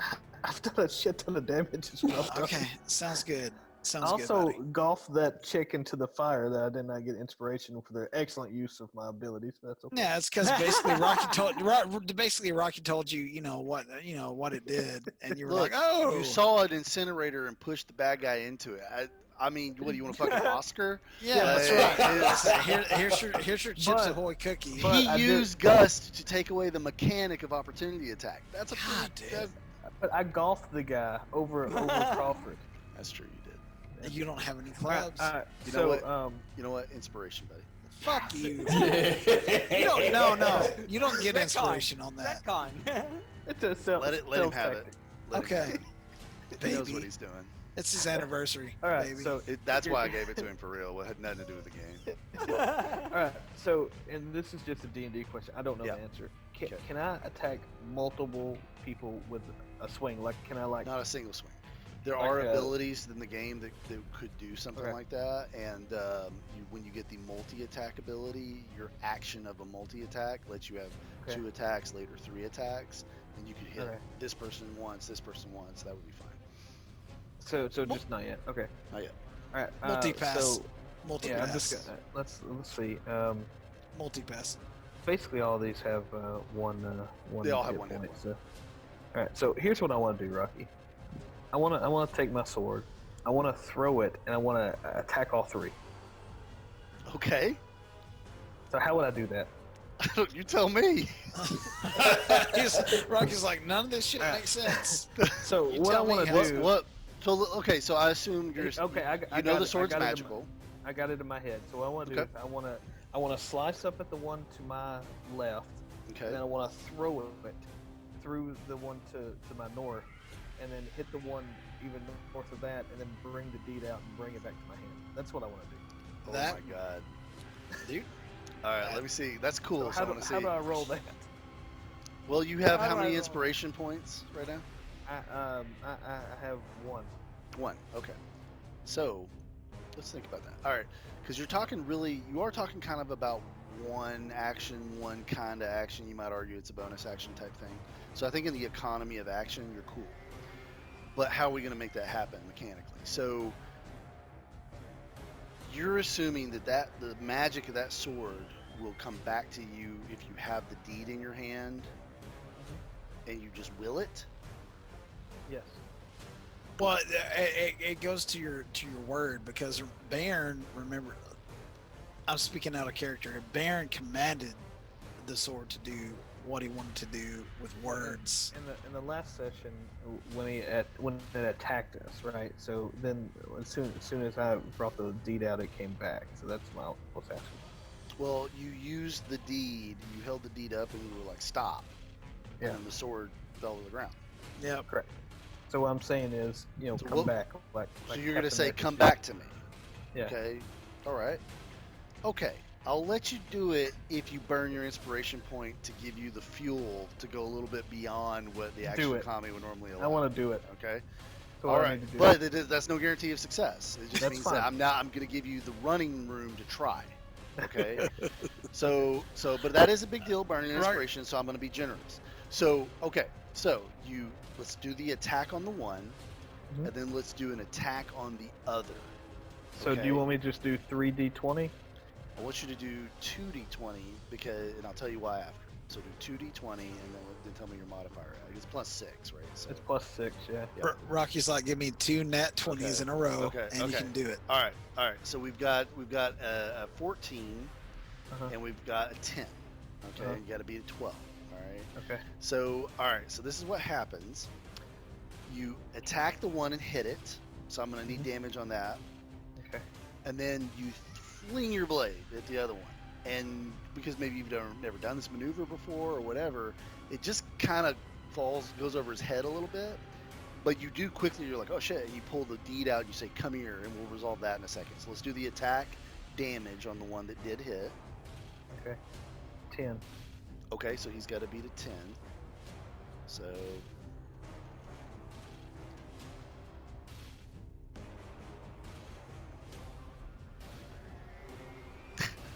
God, he's fucking. these things won't die. Yeah, well, they're zombies. So he does stagger back up. You do knock him down. He does stand back up. You fling the blade, it misses. You pull the deed out. You say, "Come back!" Right? You command it. Okay. Return. When you do, this thing mid-air stops, comes back to you, and returns right back to your hand. Yes. Ah, All right, cool. Okay. I'm just glad I can do dig that. it. Okay, so you Alright. got like a ranged weapon too, if you want it. Okay. All right. So after, and I know Just the wanted to combat's- try that. I'm sorry, Yeah. guys. I just want to try No, that. that's fine. Science. You had a science. Good Yeah. time city. Science, Okay. dude. All right. So after Rogarth's the zombies. All right. And let's resolve that shit. So what do we got here? All right. So we got 2 on Crawford, who's laying on the ground still, right, Dr. Crawford? Right, for now. All right. So that means that they assume that you're down for now.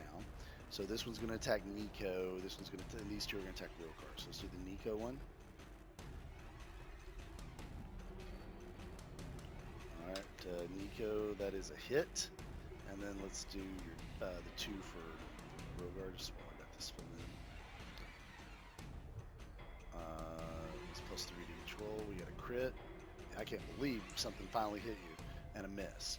All right, so let's do the hit. Question. Yes. Can I, and as a reaction, can I use my shield since it's a crit to add A 5? crit is an automatic hit no matter what. But so does do it get waste. double damage if I do it, or would it just get A single crit damage? is a crit, and it always does the extra damage Okay, so okay. Yep. And, for you and for the monsters. So, all right. So Nico, you're gonna take 6 damage. So I got you down to 2 hit points. Okay. All right. Rogar, you are gonna take 2d6. I want these things to die. because they're zombies. That one to your freaking left, Rogar, is tougher than the goddamn boss.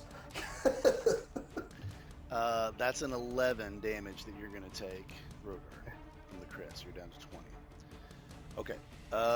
Now we're going to go back to top of the order, which is Nico.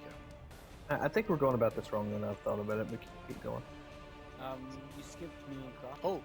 Oh, I did? I'm sorry. Wait, Yeah, 'cause I sure you- did. I went yeah. straight back to top of the order. It is Disdain's turn. Nice catch, Disdain. And thank you for Get calling these me guys, out Disdain. and always Come call on. me out for that. Of course. Disdain, get these guys, I'm dude. getting them. I'm shooting them down. 'Cause I'm trying They're to think trifling. Like- Trifling zombies. Hold the phone. Am I? Wait. you're over there on your own little island. As a question, Mm-hmm. chill touch cannot regain HP. Does that mean cannot revive? That's correct. So I may have done that to one of them in the past, You but did. I You just- did it to the one in the middle, and I just don't know where it ended up or if it's still alive. So right? so yeah, so that would have been the one that did in fact crit Rogar. Yeah. So he So- needs to die. So he could not have come back up. Oh wait, no, he didn't die. He never got knocked down in the last round. I thought they all had one hit. No, I because don't- I They all have last one round hit point. last round I used Firebolt. The round before I used Chill Touch. Then he would be out. Yeah. Okay. All right. Yeah. So I retcon in your favor this time, and you did not get Yes. crit. Perfect. So I'm back to 31. All right, go Yes. team.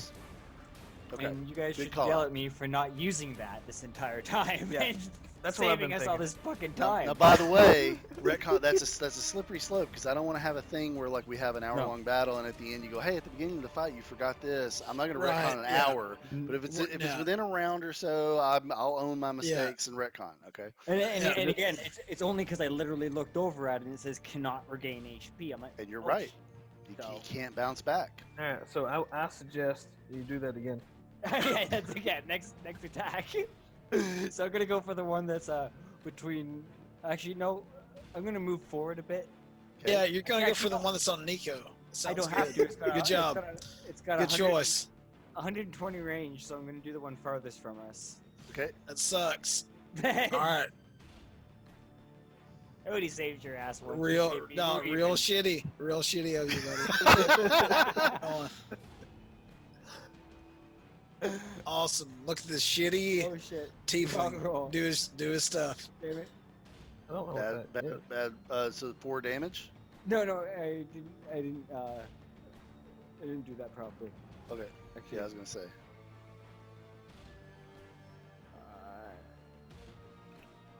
And that's what's that? Yeah. Because am I seeing if I'm gonna hit him first or? Yeah. Well, you're using the you're using a spell attack spell, right? Yeah, exactly. Yeah. So So you roll to see if you hit him. Try to beat a 12. 12. You roll a 12. So all right. So now, what spell are you using? The chill touch. So Okay, it's and it 1d8. won't let you bounce back. So even if you do 1 hit damage, you knocked him down and he Yeah. can't come back up. So Yeah. he is out. Perfect. And what I'm gonna do, because you guys have cracked a way to keep these things from coming back, I'm gonna call it sweep up, and we're done. Nice. All right. Nico with the So- 2 hit points. Perfect. So well done indeed. So yeah, so now you guys have taken out this bride. The zombies don't seem to be rising up anymore. You're severely injured. We got well, not Rogar. We got Stain at 6. We got Nico at 2. We got Dr. Crawford at 5. But you have successfully cleared out the morgue. And though we're not doing experience points, we're doing milestone. I will tell you, you have taken a big step towards a level up. You're not there yet, but you've taken a big step towards a level up. Dude, that was huge. That morgue seemed like it was a big deal from the get-go, man. So what I wanted to introduce you guys to was what a boss fight really feels like, and any God. battle in D&D has the potential of getting that intense. Most of the time they're not, but a boss battle is it is half the session, if not more, and it's very intense, and it can result in a TPK called a total player kill, where everybody dies, and it's pretty damn epic, as you guys saw. So I thought you guys handled it awesome. You did a great job. Now the difference in most boss battles is I designed her as a smaller level boss, so she only had 1 legendary action and 1 legendary resistance. Most of the time they come with at least 3. God, dude. So they can be quite the pain in the ass to fight, especially if the lair action's working against you too. But we're all raiders. We know how it is. You've got a rage timer you're working against, right? So Yeah. but what I loved about that fight was, man, you used the furnace. You figured something out about your abilities, disdain, that made the huge difference there. Now normally I told you guys, I think last session, I'll do that thing where if there's only a couple weak enemies left, I'll just say the combat's over, you won, right? But I didn't do it this time for a specific reason. You guys were down low in your hit points, and these things can bounce back, right? As you saw. So I saw that okay, there is a chance you guys may die to these zombies. This whole party may wipe to these zombies. And so because that was a real possibility, I wasn't going to end the combat. But once you figured out like, oh, I know how to keep these things from coming back, and you got enough of them down so there's only like one left. Okay, I'm cool ending the combat at this point. We don't have to. We don't. Mhm. I don't want you guys to feel ever like we're gonna play the combat out, even when it's like, yeah, we're gonna win. Why are we having to keep doing this? But if there's a chance that I think you guys might lose, we're gonna keep going till we resolve it. So, but I thought you guys did a great job. So, And that ability that kept him from coming back was shield touch. Was that what it was? yeah, Shield because it won't touch. let you. Chill It won't let them chill- regenerate. Shield touch. Okay, Yep. good job. Good job, Disdain. Yep. Like, dude, this tonight was on you, buddy. Good All right. job. So Rogar and both of us, we were just smoking damage right away. We were lucky with the first two hits being like plus 50 damage. That was nuts. yeah, you guys Like- put out a redonkulous amount of damage Yep. for your level. I was really impressed. All right, so let's take like a 3-minute bio, and you guys can think about how you want to get your characters back on their feet a little bit. We're still in the and- morgue, though, yeah? And we are still in the morgue. Okay. And when we come back, we'll be heading back out into the village of Barovia. I need some whiskey. Let's do this. Yeah, do dude. it. Dude, Do I'm it. gonna need like maybe 5 minutes. If Okay, that's Yeah, okay. I'll give you 5. All No right. problem. 5 Yep. whole minutes.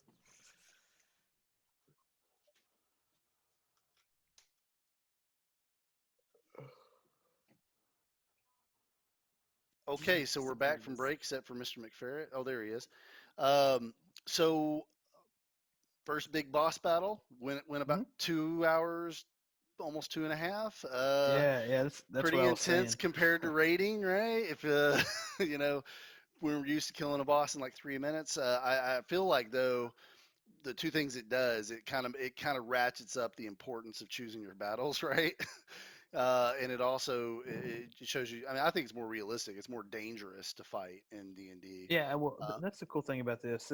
This reminds me a lot more of the what I call it the Game of Thrones method, where you can die at any minute, whereas in a video game you can just respawn. It's fine. Yeah. But this is a little bit different. But no, that was cool. That's what we were talking about. Like in WoW, 3-4 minutes. Like if we did a WoW battle for 2.5 hours, I would rage quit. I would be done. Yeah, for sure, man. For sure. That's really cool that you guys did it.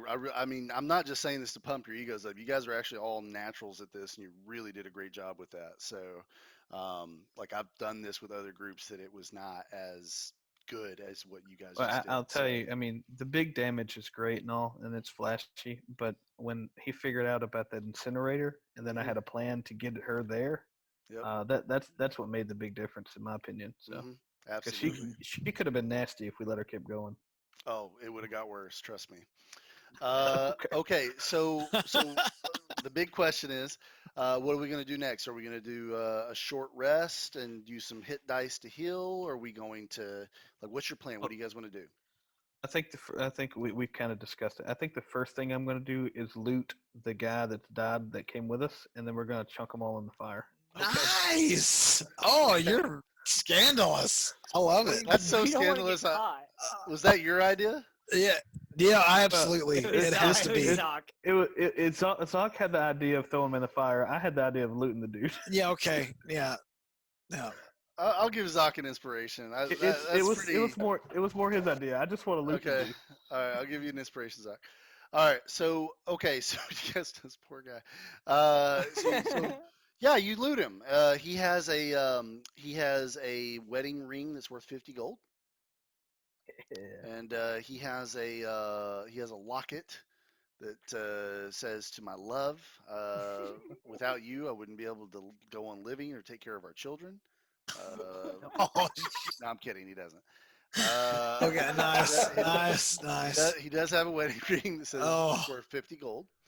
He also has 25 gold coins in his pocket, which is a lot for a soldier. Yeah, he's a baller. Yeah, Yeah, he was also the freaking right hand man of the Burgomeister, dude. He was a piece of shit, dude. That wasn't the That's constable. your but, opinion. Yeah. It wasn't. You killed him. But who's got insight? So Rogar and Yeah. Crawford, you got insight. Give me an insight. All right up. By the way, Nico, we're burning him to save your ass so that when they come looking, they Yeah, I don't see need to the roll. dead body. I You don't roll need a to roll. 20. You don't even need to roll. I You don't need to roll. immediately, Dr. Crawford, that like massive brain of yours starts putting shit together and goes, these men, this militia was put together over the last like 3 days, basically. And maybe one of the ways that you would get a guy like him to risk life and limb to do something like he did today Mhm. is you pay him a lot of freaking gold. And you know the Oh. Kellhavens are very wealthy. And they're backed by Strahd. So there just might be a lot of gold right now invested in his takeover of the town and forming of the militia. And Okay. that would tell you that the loyalty level of a lot of those dudes is probably very high based on the amount of money they've been paid. You said the dude's name was Killhaven, right? Amal Kellhaven and Payne Kellhaven. But that's the Burgermeister name of the Amalco. family. Yeah. Okay. Yep. All right. Yep, that's Cool. the family name. So I got 25 gold coins and then a ring, right? Correct. Worth Yeah, 50 gold. buddy. All right. And Well, a, that and a would short be- sword, but it's not magical or anything. It's just like a kind of a rusted steel short sword. All right. All right, so we're gonna. I'll drag them all over there. We want to Okay. get the zombies too, and we're Okay. gonna Yeah. incinerate them all. Okay, All the bodies. it's gonna take you about an hour to just drag all the bodies onto the grate. It's a lot of bodies. So does this count as a short rest then? Not for you, but everyone else could short rest while you're doing that. Yeah. Yay! Heave Scumbags. ho, Rogart. Heave ho. Okay. So you can use as many hit dice as you have to heal, and don't forget to add your Constitution Oh, modifier. that's to your fine. rolls. I don't need to heal, but I like the ability refresh idea.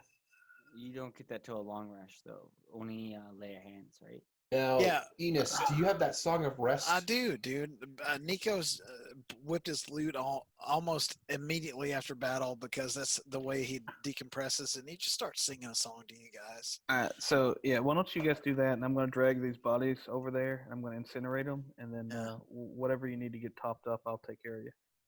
All right. Now, Nico, refresh me on what Song of Rest does. Song of Rest is an extra. You get extra healing, which is a well, shit, it doesn't say, right? It says, oh yeah, it does. It's D6, I got an extra 1d6. 1d6 for rest and healing. As Rocky checks your math, I see him doing it. Yeah, I Watching dig the it. reflection on my face. Yeah, he's like, that's a big white screen. He's googling. What's going on there? He's Shit, looking up- that's a 1d6. That I'm man's like, oh, playing Galaga. it's a 3d 100 rest. So Top this me is a off. question for my hit dice. Mhm. Level 3, does that mean I get 3 You have D6? 3 available hit dice and each one's a 6. Okay. And while they're rolling, Rocky, just And a quick then- hit dice. Is it 3 per the whole thing or 3 per? Each level gives you a new Okay, hit okay. dice. All right, And so, if you're level 3, you got 3 hit dice you could use. You don't have to use them all. You do add your Constitution modifier to each roll. Mhm. So that's how much you heal on a short rest. Because, yep. Okay, yeah, that makes sense. Nico threw a D2. He threw a 2 on the D6 roll. Okay. What do I get? All right, so you rolled a 2. Yeah. Okay, your Constitution modifier is a +1, so that means you actually rolled a 3. Okay. But you have 2 more dice you could roll. And you rolled a D8, right? I rolled a D6. No. Remember, I so have. so I have look at. So I 15 want to show. points. Right. So I'm going to share something with you. So this is your character sheet, right? Yeah. So you see where it says here hit dice in the middle? Yeah. Yeah. You have 3 D8 +1s you could roll, the +1s from your Constitution, to heal up on a short rest. Oh, but that's in the hit dice category. I thought that would be for my hit. No, so hit dice is your ability to. It's a hit point dice that you can basically use to heal on a short rest. Oh, awesome, dude. Okay. Okay.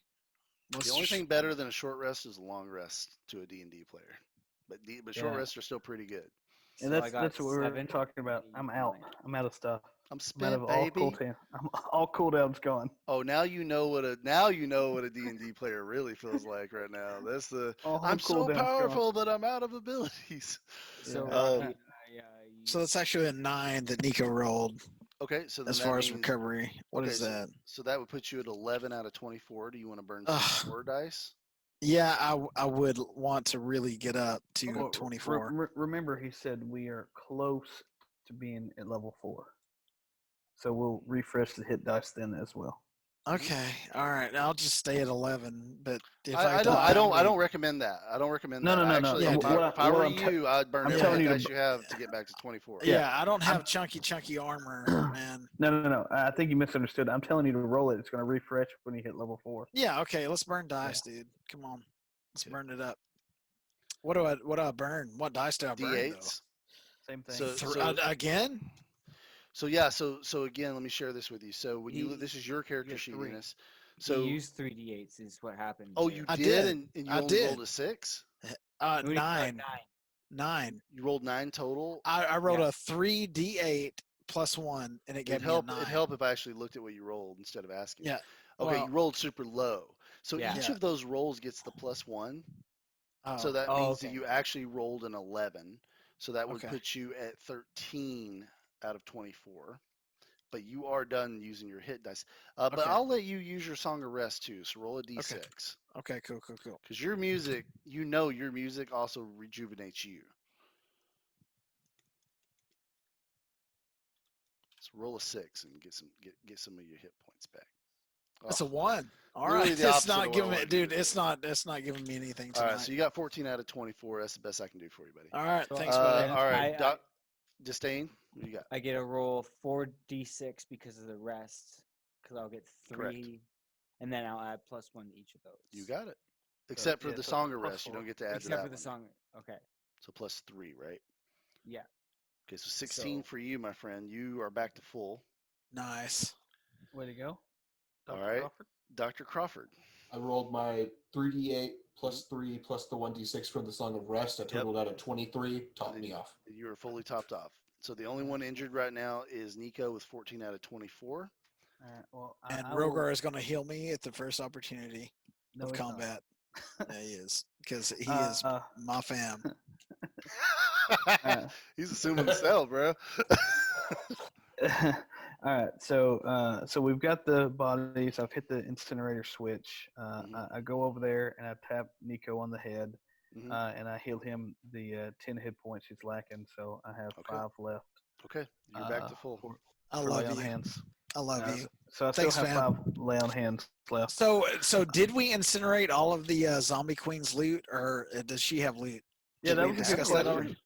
She, didn't She have doesn't have loot. Yeah, well, Okay, she had a wedding ring on her, but it's like melted. Like she's That's melted. Yeah. Yeah, Okay, I knew it. Okay, I was fair good. trade, because she was going to be a problem. You don't, guys in D&D, you don't always get purples for killing a boss. You don't always get purple. I bullshit. killed a boss. Listen And to me. wow. Listen to me. This is bullshit. I deserve something purple. This is a little more, yeah, it's a little more Dark Souls than WoW. Just Oh, dark! Don't you- say but there's that. overlap. But there's overlap. There is overlap. It's not quite Dark Souls. Okay. Are you not Alright, telling me so- that I get like do task, get cookie, do task, get cookie? Like that's all Nope. I want in life. No, Yeah, I this- know. this- hey, WoW this- sets up a false expectation. Listen, Yeah. this isn't retail, guys. Dark Souls is like, oh, you step with your left foot instead of your right, and now you got You're crushed between two dead. walls. You're dead. Sorry. Alright, so Dark Souls isn't that bad. Yeah, it is. Yeah, it is. It's awful. I've never played it, but all right. So we're in this morgue, right? Okay. So, Okay, yeah. is there anything else we can? Is there anything to inspect in this? No. Is it just one room, or It was what are just we the one looking- room. Well, it's the room. It's the chain. You guys had explored up the upper level, and it was Okay. there had been some violence up there, some murder and stuff, but there were no bodies. All the bodies were congregated down here. She had drained them, but you know that this was what caused the people who worked here to get killed. This bride, who her whole wedding party was wiped out. but she somehow came back, and but they sealed her in. That was the last thing that Irina and Ismark's father, Colion, did. He sealed this morgue up, and but then when he went home that night, he had a heart attack and died. Okay. Okay. Okay, Is there any? Sorry. once Is this there? once go ahead, Yeah, Rogar. please. Is there anything that we can perceive from the area that we can take to the burgomaster as proof of the deed done? I mean, if you had a trusted member of his militia that could speak for you. Okay. Well, he's dead. so is there anything else that we can reasonably take back to prove that the deed is done? I mean, I feel you. Yeah, that's kind of a problem, isn't it? Mhm. Well, it's really not, because we can always impress upon him to come and inspect, come and Yeah, see. you can come see the empty he freaking he morgue. doesn't. You do, based on your roles last time, he doesn't think of you. Your impression is he doesn't think of you guys. He actually thinks you guys are on his side, and you're doing what he wants you to do, right? Okay. So I don't know that he'd treat you like in a hostile manner, basically. Yeah. So, Rocky, prestidigitation, is this a cantrip that I can use to kind of soften up the place as we leave? It's the huge volume of the place. It would Yeah, I take you. It figure. would take Yeah, you a whole dude, day, even with the I spell to understand. do it. I understand. It's only very specific. I get it. Okay. Just thought I'd try. Yeah, same thing here. I just thought we might want to bring something back. That's all. Where are we going? What are we doing? I say we leave the morgue. Oh, for sure. Yeah, let's go back. Let's go back to the burgomaster. Well, You guys want to do that before we go to the cleric? Yeah, I say we sneak up to the cleric since we don't have a babysitter. Yeah. I don't know how much I trust Burgermeister Kelhaven at this point. Yeah, as but somebody who works also for the Strahd. cleric, dude. We also know the cleric's into some shady shit right now, and he's surrounded by some crazy shit. That And I we- don't want to do another boss battle right now. So, I mean, okay. So the thing with the Insmark and Irina, They have they a are nice probably cozy gonna get house, and they feed us they are waffles. probably gonna get It's a attacked good again idea. tonight, and every night until we get them the heck out of here. I would imagine. And it's not Okay. quite night yet. It's getting there, but you're still early, you're still mid afternoon. Okay, let's go. Let's get it. Let's get it done. Okay, I'm with you. I said we go over there and check it out, and then we need to get back to their house because they serve waffles, and we can do a long rest there. Correct. And didn't you die last do time. you do know you also, I mean, just so you just throwing it out there, you need to report back to him all that you completed the tasks too. He allowed you to keep the weapons because you were in agreement to go do this task for him. Dude, it's the burgomaster. We did a task, we did a quest, and we got an update. He might have It's up to something you. else for us. Irina, him, the cleric, whatever else you guys come up with, it's up to you. That's D&D. I just want to make sure that you're remembering that as well. Okay. And I don't care what you choose. Like, it's up to you. How long has this taken us? An hour? Yeah. All right, so That's we've only fair. been gone. About 2 hours, but yeah. Okay. So we've been gone 2 hours to do this task that nobody in the village has been able to do for however long. Ever. I think we've bought ourselves a few hours. Non-babysitter. That's my Rogar's opinion, anyway. Yeah, I killed the babysitter, so let's move on. Dr. Crawford, what do you think? Since you gentlemen seem interested in continuing to protect Irina and Insmark, I think we should take advantage of the fact that we don't have someone reporting back to the Burgermeister on our activity with the cleric, just to find out what's going on. Let's go take care of this as quickly as we can, and then immediately report back to Burgermeister Kelhaven before heading back to the Insmark residence. I agree, my I agree with brothers. that, and I just am very. And Rogar agrees, but he thinks we need to do it as stealthily as possible. In other words, we don't walk down the middle of the street. Being Stick out anyway. racist Alabama folk, we need to try to keep to the shadows as best we can. This town is very segregated, Steven. I very much falling into the I'll do anything to allow myself to be here right now instead of trying to be any kind of progression when it comes to the racism. And I like how Rogar is going the fuck them, Yes. fuck them route. We will Binge's plant a paladin, buddy. We will plant a flag in this very town and call it Canada. So three things can happen when there's like multiple options and multiple opinions about how we Okay. want to do it. We could decide it's a democratic decision and we vote. We can elect one person to decide for the group, or you can all go different directions and do something called split the party. And No, many no, many I a don't like famous many a famous into No. a campaign has started with split the party, and No, many a I very don't like cool like crazy set of circumstances has happened with split the party. I don't like that. No, sir. I hate it. I hate it, dude. I am terrified. Because In look, they're Barovia. racist against dragons here, and I don't want Yeah. to be a dragon by myself. I think we send the tiefling and the dragon off on their own. I will go with the doctor. We'll split the party just like that. I think we do democratic, and my vote is to stealthily go see the cleric. That is my vote as well. I think we should go see the cleric, but I'm not happy about it. Ain't no buts about it. I'm not happy. We got this. Well, you're outvoted, Dr. Crawford, but let's get your feelings on the record.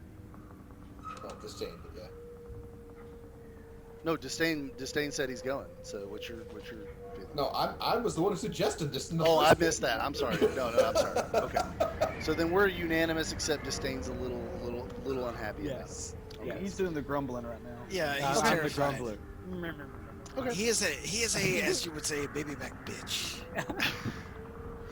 So you guys, you're making your way, through the streets. Again, these people, just from a cultural perspective, these people, you can tell they're the mind your own business type of people. Like they don't really wave to you. They don't come over and have conversation with you. The few that do kind of look up at you guys when they see Disdain or Rogar, they quickly sort of avert their eyes and move on. A couple children, they stop and stare and they talk and they're like, go to sort of walk towards you, and the moms will pull them back and say, no, and they keep moving. But in a way, that's good, right? Like they kind of stay out of your way as you move through the town. And as you're about to round the corner, did I lose Rogar? Is he AFK, you think? No. You there? Yeah, I'm here. Oh, Yeah, okay. he's- videos. We lost your picture, but Okay. now you're back. That's fine. Yeah. So I just want to make sure you're. So, Yeah, he was putting a snuffer in. So dude. Rogar, as you come around the corner, heading towards the end of town where the cleric's supposed to be, a scent enters your nose that starts making you salivate immediately. It is the smell of It's roasted sausages. meat. And as you come around the corner, you see a man who, for a split second, you think he is the spitting image of Follow, the hunter, but without a beard. And he's wearing a butcher's apron, and he's pushing this massive cart with charcoal underneath it, and there's different meats cooking, but there's those sausages cooking as well. And this man sees all of you. He says, sausages, who wants sausages? Rogar wants 2. Yeah, Nico will take one sausage. They're delicious. Sausages are delicious. He says, 2 for you, 1 for you. Sausages are 1 gold for 4. Oh. Oh no! Then I Okay, take, so I would. then I take 4. I'll take 20. 20? 20. Okay. So that would be 5 for you, 5 gold for you, sir. That would be 1 gold, or so wait, how many are you doing, Nico? I'm doing 1 gold for 4. You got 4. And I've So got a 1 tiny gold. belly. All right, and then what about you, Rogar? Let's see. I'm gonna take 20 also, man. They're good sausage. Okay. So 4 for you. 4 gold for you, right? 5 gold for you. Yeah. So Uh, Cool. So he's like, oh, yes. He's like handing you out the sausages. He goes, I love them. Everyone loves them. My brother brings me best meat. It's best in all of Barovia. And he hands you guys, and he puts them on sticks. These little sticks. So you guys have these sticks of sausages. Corn And dogs. yeah, yeah. And so this is the first time Nico and Disdain you've ever had these. They taste fantastic. Like, you know, it's like if you went to like a high-end steakhouse and you saw they served sausages on the menu and you're like, no, I'm here for a steak. That's what this place is famous for. But fuck it, I'm gonna get a sausage. Why is that on the menu? And then you eat this sausage that you know this like Michelin star fucking chef made, and the god damn it if it's not better than a steak. It's so good. Um, and yeah, so you guys are tearing into these sausages. Dr. Crawford, what are you doing? I'll buy a set of 4. The 1 Okay. gold, right? 1 gold for you, 4 for you. He says, thank you, strangers. Who's got insight? That would be Zoc and Weezen, right? So, Yes. yeah. So Rogar and Dr. Crawford, give me that insight roll.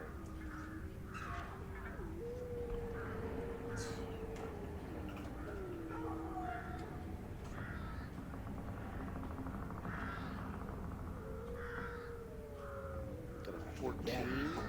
Oh, did my roll come through for you guys? Yeah, I see it. Alright. What did I get? It's not showing me. 14. 14? Reload it. Yeah. So 14 for you. I love them sausages. They're the best. So tasty. 16. Okay, 16. So what you get with that 16 is this man's he's kind of like Periwinkle at Bildris Mercantile. He seems like he might be a little simple, but he's physically follows equal. He's like kind of a massive dude. But he's balding. He doesn't have the beard. He seems to be very focused on his sausages and his meats that he's selling. But there's like a simplicity to him. Like this is what I do. I make sausages. I sell sausages. Just has that sort of I hesitate to say Rain Man, but like sort of that. He's definitely touched in the head a little bit. He's not a normal dude. I'm gonna eat one of the sausages so that I know what they taste like. It's fucking great, man. Alright, Fucking so delicious. Not overly greasy, like sausages tend to be. Perfect ratio of like fattiness to savory. Like it's great. And they provide help hit points, right? They would. So every sausage would give you 1 hit point. Oh, whoa, okay. Oh, I so ate you said- four. So now hold up. So all of you ate 1 sausage. Uh-huh. So that sausage is gone and you're full health, so it doesn't matter. Okay, that's fine. But you have the other sausages that you purchased. But So yeah, they restore 1 hit point, you said? Yep. Okay, alright. Yeah, So Nico I has banked 4 mine. plus on top of the 12 or 11 that he had. While they're semi-fresh. So like 2 weeks from now, you won't get that hit point. Just like, Yeah. Okay, that's fine. We can roast them by a fire and freshen them up. It's fine. So Alright. so Nico is at 16 hit points, right, Rocky? Because he had No, 12, no, I think. So Dude, I he- hit- Wait, I you hit- topped me off. Okay, Yeah, never you're mind. good. Yeah, You're good. forgot about that. You're good. point. Don't eat all the sausages. Just sample. Nibble. That's the one. Just eat the tip. It's fine. I'm actually going to address him. Excuse me, sir. Are you Olaf by chance? I am Olaf. Yes. Nice to meet you, Olaf. I've met your brother recently, Faulo. Paulo is my brother. Yes, he is. He's a nice man. He told us your sausages were really good. And they are. Paulo is my brother, and he is a nice man. Excellent. I'm happy to see you're doing well, Olaf. Thank you. That's it. Nico's gonna step in and be like, and say, Olaf, these sausages, I've never tasted anything so delightful. Where do you get the meat? Paulo bring Olaf the meat, and I make the sausage.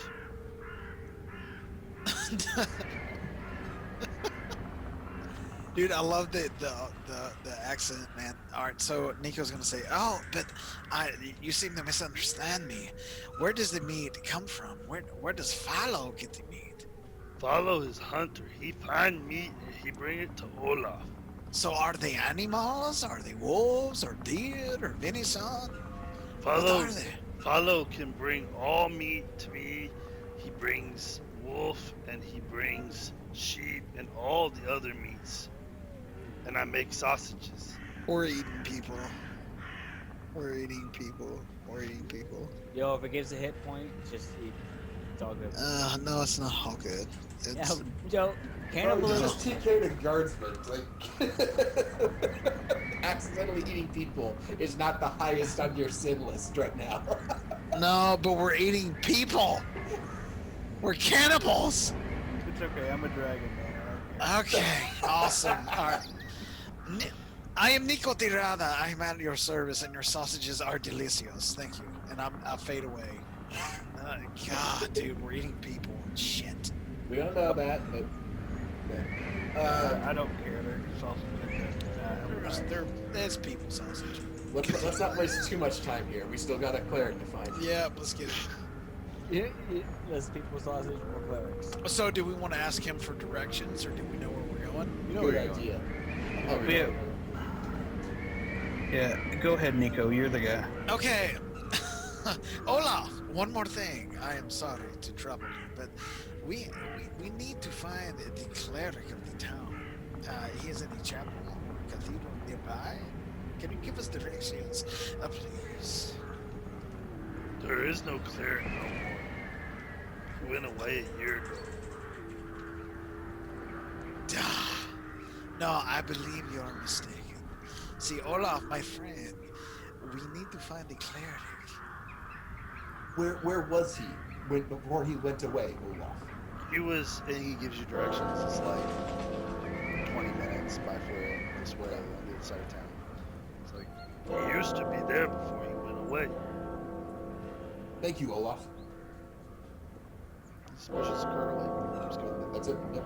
Let's get a move on. Okay, so let's go to where he pointed then, I guess, yeah? So, I'm wondering if the incident with the Mad Mage and his son was a year ago, and he's been pulled up in there ever since or something. All right, well, we'll find out soon enough. Let's go. Okay. So you guys push your way through town for about 20 more minutes. You notice it's starting to get really overcast. A little bit of rain, a little pitter patter of rain starting to fall. And you also notice as you get closer to this part of town, it's a little bit more abandoned. Like people aren't congregating. There's not as many commoners in the streets, and it's hilly. And the other big thing is this is at the base of the mountain where Castle Ravenloft is. And it's a weird moment because you're standing at the base of this hill, looking up at this, really decrepit chapel that's fallen into disrepair. And above it is this staggering cliff with this massive castle above it. And as you walk up, you see that behind this chapel, all across the hill, all the way to the base of the mountain, are gravestones. All right. Well, I'm not here for the gravestones. I'm here for hopefully the cleric. So I'm gonna go up. I'm gonna knock at the door. Okay. So as you get close to the chapel door, you hear muffled screaming from inside the chapel, but it's very muffled. Okay. Still going. All right. So you knock on the door. You open the door. What are you doing? I'm actually gonna, as I open the door, I'm gonna go, "Hello, Father Donovich," and see if I can. Okay. So as you open the chapel door, you hear sort of this like scream. It's still muffled, and then you hear a man's voice say, "Son, please stop! Stop! It's enough! Morning, Lord, have mercy!" And you look in this chapel, and you see that the interior has also gone into disrepair.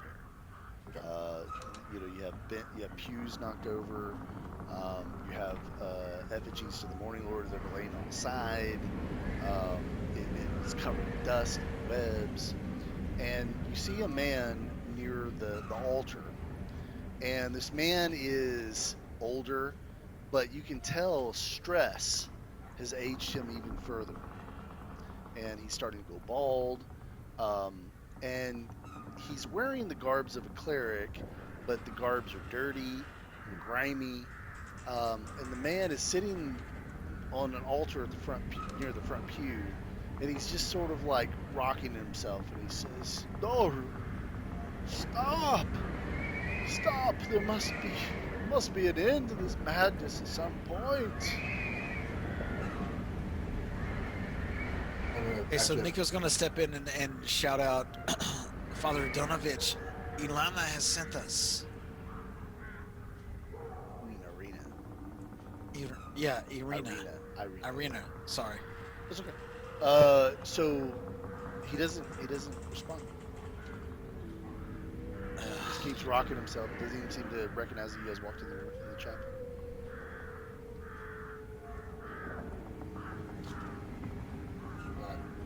Yeah, I'm gonna approach him and get up and says, "Hello, Father Donovich." He jerks back. He says, "Who are you?" My name is Dr. Ernest Crawford.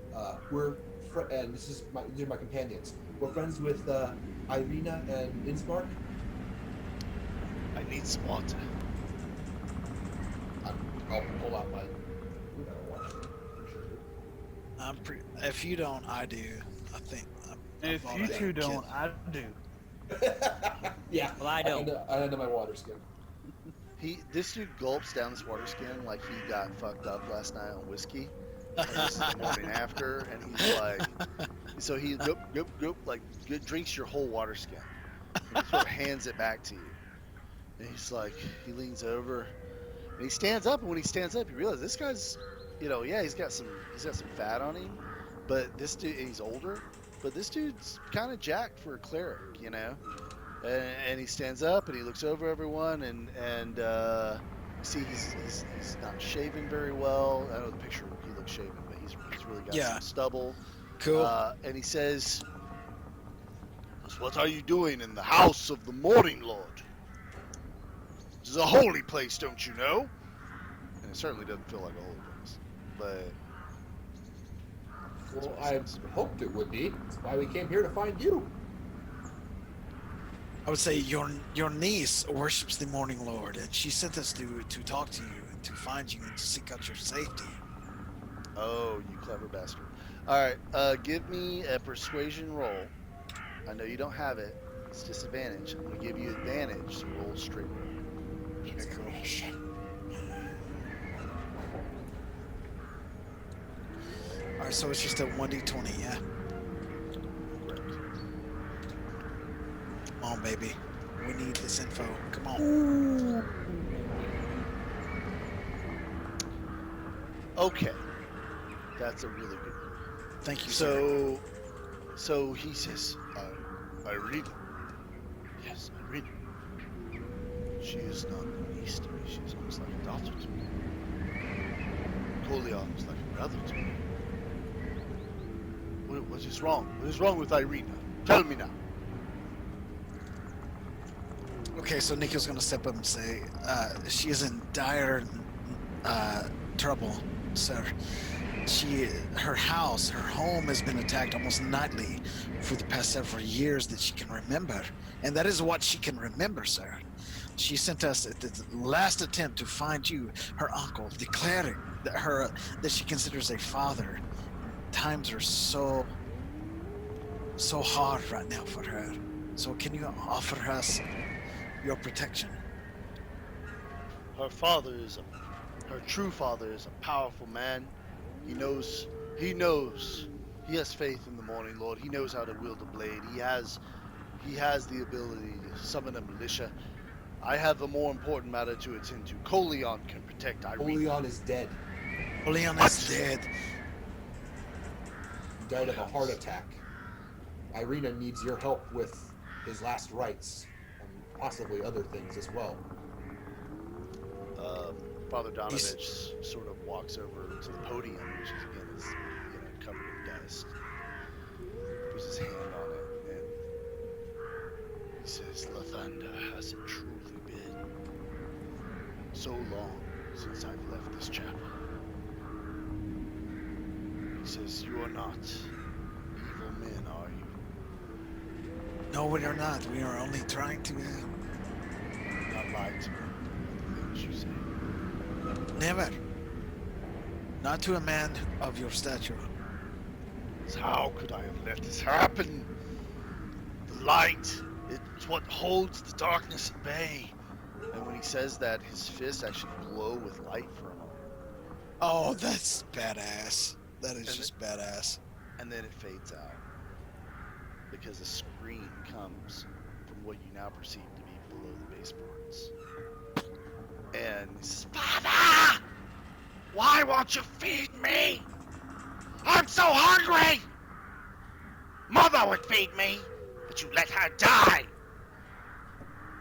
and he turns to one of those pull doors that's in the floor, you know?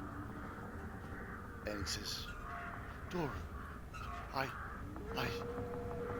can't feed you. You know what it does to you. It makes you stronger, and then you try to get out. I can't give you any more of the rabbits. I can't give you what you really want. You just have to stay there, my son, till the morning Lord cures you. He looks up at all of you again. There's like a madness in his eyes, and he says, how can I help you, my sons? Why do you come to the Church of the Morning Lord? What happened to Doru? I think that was the name that they mentioned. His son Yeah. was. I think it Doru. was. Give me an Yeah. investigation roll, because you're using your speech to try to dig into things. So, I'm gonna give him inspiration. Like I'll help him. Okay. You mean assist? That's it. assist, yep. So you get So it's advantage D20 plus one. 7, yeah. There's the first one, and then the second one. 7. 16. It's enough. He says, well, my son, he's a good man. He's a good man. He's old enough to call him a man. He's a good man. Me and my beautiful love, we raised him right. When she died, he helped me get through that. And he's a good boy. He's a good man. And he like really seems to be like trying to drill that into you. He's a good man. And then after an awkward pause, he says, and then that wizard came to town a year ago. And yes, we all could tell how powerful he was. He was the most powerful man any of us had ever seen. And he said to us he had come here to end Count Strahd. And I told Duru, I said, boy, don't you go with your friends. You stay away from Castle Ravenloft. You stay here in the church. You are meant to be the next cleric. I will not live forever. These people will need you to guide them. But Doru said if we could stop Strahd, and he starts crying, if we could end this evil lord's reign, then the mist would go away, and the morning lord's message could be spread among all. And he left with the mage and 100 other boys just like him. And only a few returned as they were. And my poor boy did not. He did return, but he didn't return as he was before. And so I keep him here. My sole duty now is to protect my son and keep him below the church until the morning lord gives me the cure for what happened at that castle that night a year ago. Nico's gonna step up and say, but you have more relatives in danger, immediate danger, that we saw just last night before we cleared the morgue. Irina needs your help. She counts on your every breath. Will you come with us to speak with her at her home? Can you leave this premises, sir? Give me a persuasion roll. Disadvantage, because you don't have it. You need perception. Yeah, it's coming. It's coming, buddy.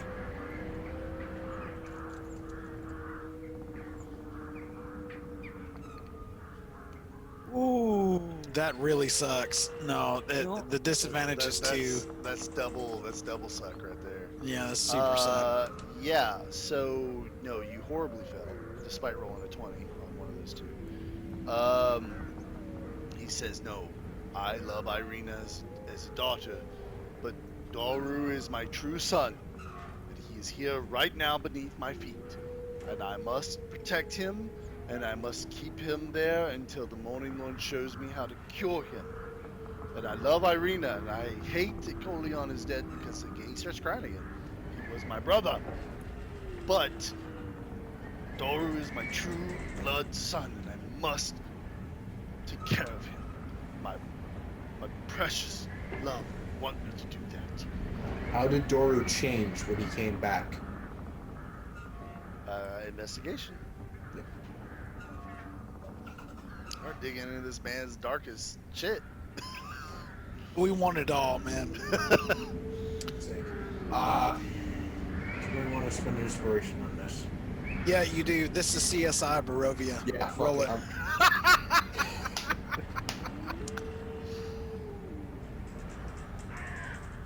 Oh man, that was good. Where was the sunglasses tip? Oh, nice. Okay, that's better. Nice. Okay, 25. Okay. So, say it again. How did Doru change when he came back? It's so high. Okay. My son. Something, a curse was inflicted upon him when he was in the castle. Because Count Strahd is a powerful magic user. Why you would go against such a man with pitchforks, spears, it makes no sense. I told him to stay away from that castle. And one of the curses that Count Strahd must have laid as a trap, it must have afflicted him, for he returned with a taste for blood. And nothing satisfies him more than draining all the blood from a creature. I've given him rabbits, squirrel, I've given him rats, I've given him everything I can, but he wants the blood of man and I refuse to give it to him. And so he cries out day and night for more. But I know that the Morning Lord will soon reveal to me how to cure him. It is a test of my faith.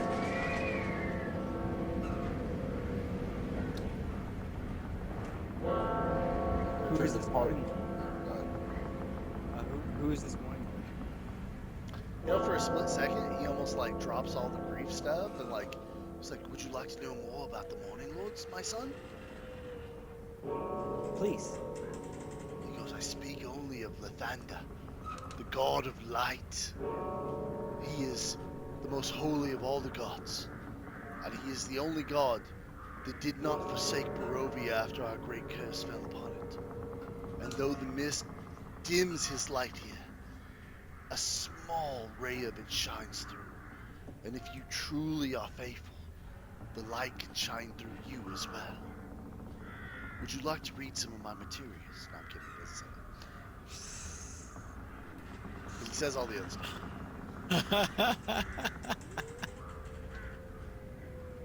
And how long have you been Nice. waiting for his return? Nice, Rocky. Because my father was the cleric of this town for 60 years, and he taught me of the Morning Lord's truth. And I will pass it to Doru one day after I cure him, and he will be the next cleric of Barovia. I also learned much from the abbot in my time there, Gresh. What does the Morning Lord say happens to us when we die? If you are truly faithful to the Morning Lord, you become part of his light. And the light, it shines into all things. It shines into the grass and into the plants. The animals eat the grass and the plants, and it gives them life. And then the humanoid races, they eat the animals and they gain life. And so when you become part of Lathander, you become part of the cycle of all life and find your rebirth at different places at different times, but you always return back to the light and back to the cycle. Nico's going to step forward here and say, and why can you not simply apply your light and your light god to Doru at this very moment? If he is alive, you can speak the light into him. Can you not? He starts sobbing uncontrollably. He actually sits down, and it's like an uncomfortable minute of crying. And he says, the light burns, my boy. He's meant to be a carrier of the light, a bearer of the sun. And the light burns his skin now.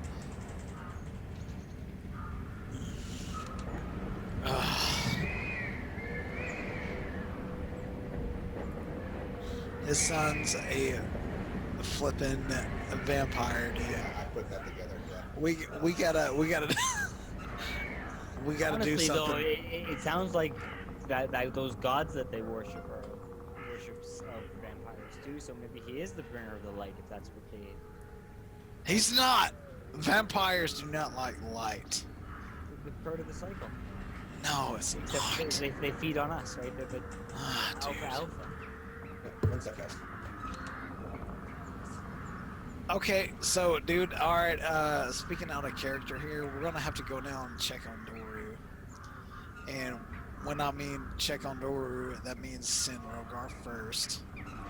Do a phalanx formation down the ladder because we're gonna be rolling initiative almost immediately, and I will be turning invisible.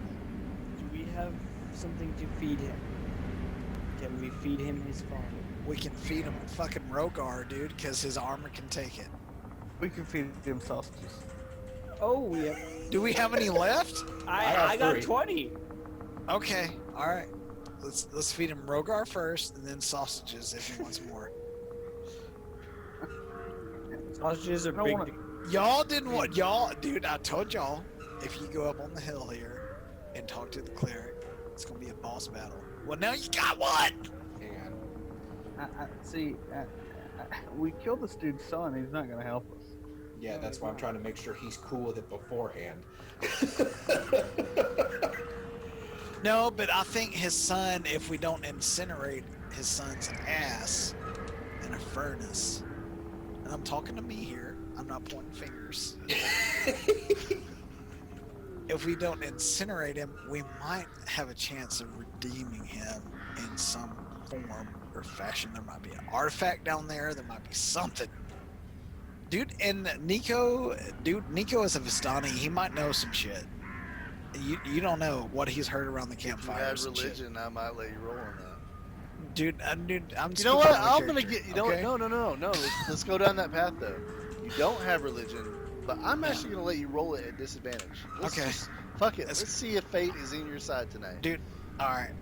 What's up? What I gotta do? Roll a 2d20. religion roll, Oh, fuck.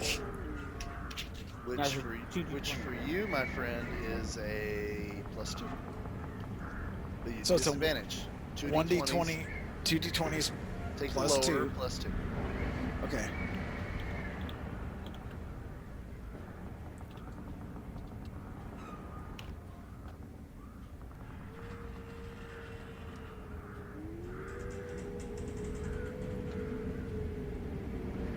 Yeah, 9's not It's a good. 9. Okay, figures.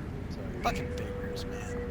Dude, I need You persuasion think and one religion. time you heard one of the madam of your like troop, like she was talking about specifically about what it would take to redeem someone from being a vampire, and you were fucking looking at some girl that was across the way from another troop at cleavage rocking, and you were like totally distracted while that madam was talking. And you But don't that's remember what she said. But, you know, honestly, Rocky, inspiration on the DM. I don't know what you would need inspiration for, but that is exactly what I'll Nico use it would on your be next doing. boss battle. All yeah, right, yeah, cool. I was just Dude, about to say, why are you giving him inspiration? No, I'm just inspiration. Boss battle +1 against Nico because that's exactly what Nico would be doing. Good job. Good job. we're gonna have Alright. to fight here, guys. I need Yeah. to. What are we doing? What's the choice? Yeah, we're gonna whoop freaking Naburu's ass or whatever the hell his name Doru. is. D-O-R-U. Before whoop Doru Doru's fight ass. Strahd, what would he have thought about what's happening now? What would he have wanted you to do? Talking about who? Before Doru went to fight Strahd, I'm asking about it here. What would Doru want? What would he have wanted before he changed? Doru wanted to bring the light of Lathander to Barovia again. He wanted mist to be dispelled. He wanted people from foreign lands to come back to our land. He wanted us to all live in joy again. Now, that's when I turn around and I grab him and I rip open the lid and I look down at that. I'm expecting it to be somewhat chained and closer up. Right? Talking about the door? The door, yeah. And I'm like, is this joy? Is this the light? How can you tell me that this is anything to be leaving your son in? Tell me that this is how it's supposed to be. Okay. I like it. I'm going to give you inspiration.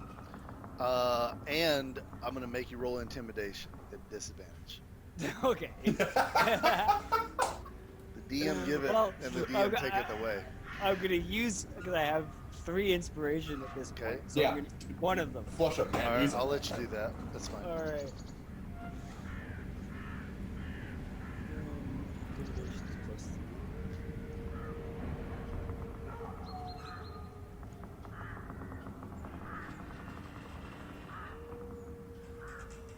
Nine. He says he goes, close the door. Close the door. I grab it and I close it on him. He says, you don't know what you speak of.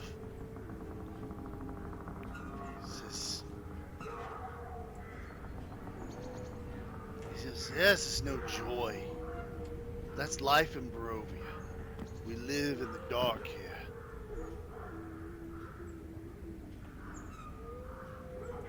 Well, I don't live in the dark, and if you truly believe in the God that you believe in, then you will help shed the light to anybody and everybody around you. Whether it's your niece, whether it's your son, we are here for everybody. Give me persuasion. Alright, do I have persuasion? I hope so. All right. No, I don't. That's-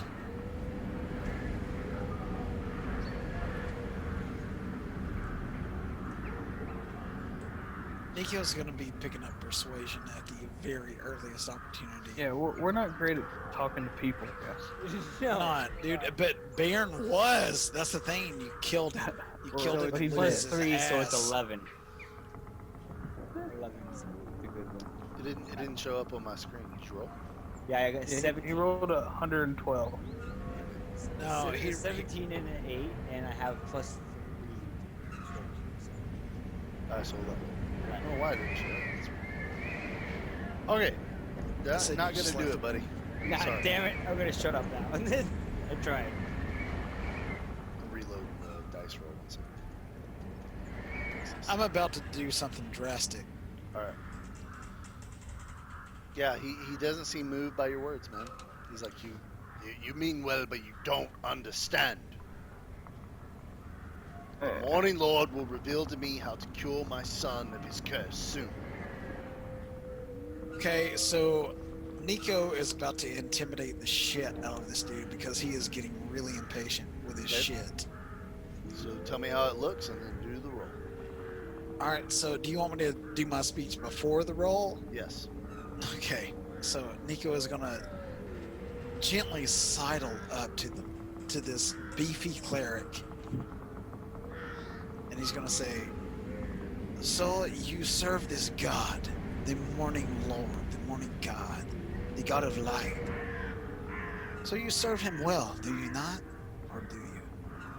I'm gonna plant some seeds of doubt in his head, and I'm gonna say, "Suppose you stand here in your cathedral where you've been at least a year or more. Nobody seems to know We've asked everyone in town where you are, who you are. Some people think you're dead.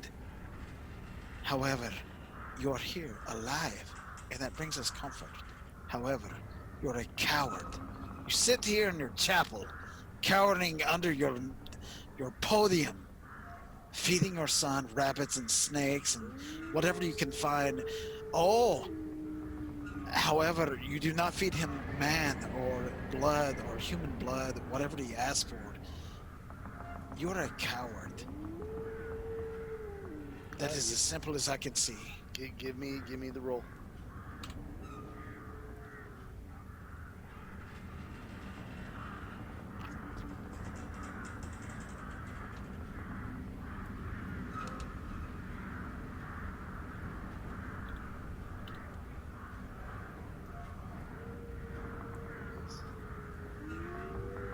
Okay. I'm gonna give you a counter roll.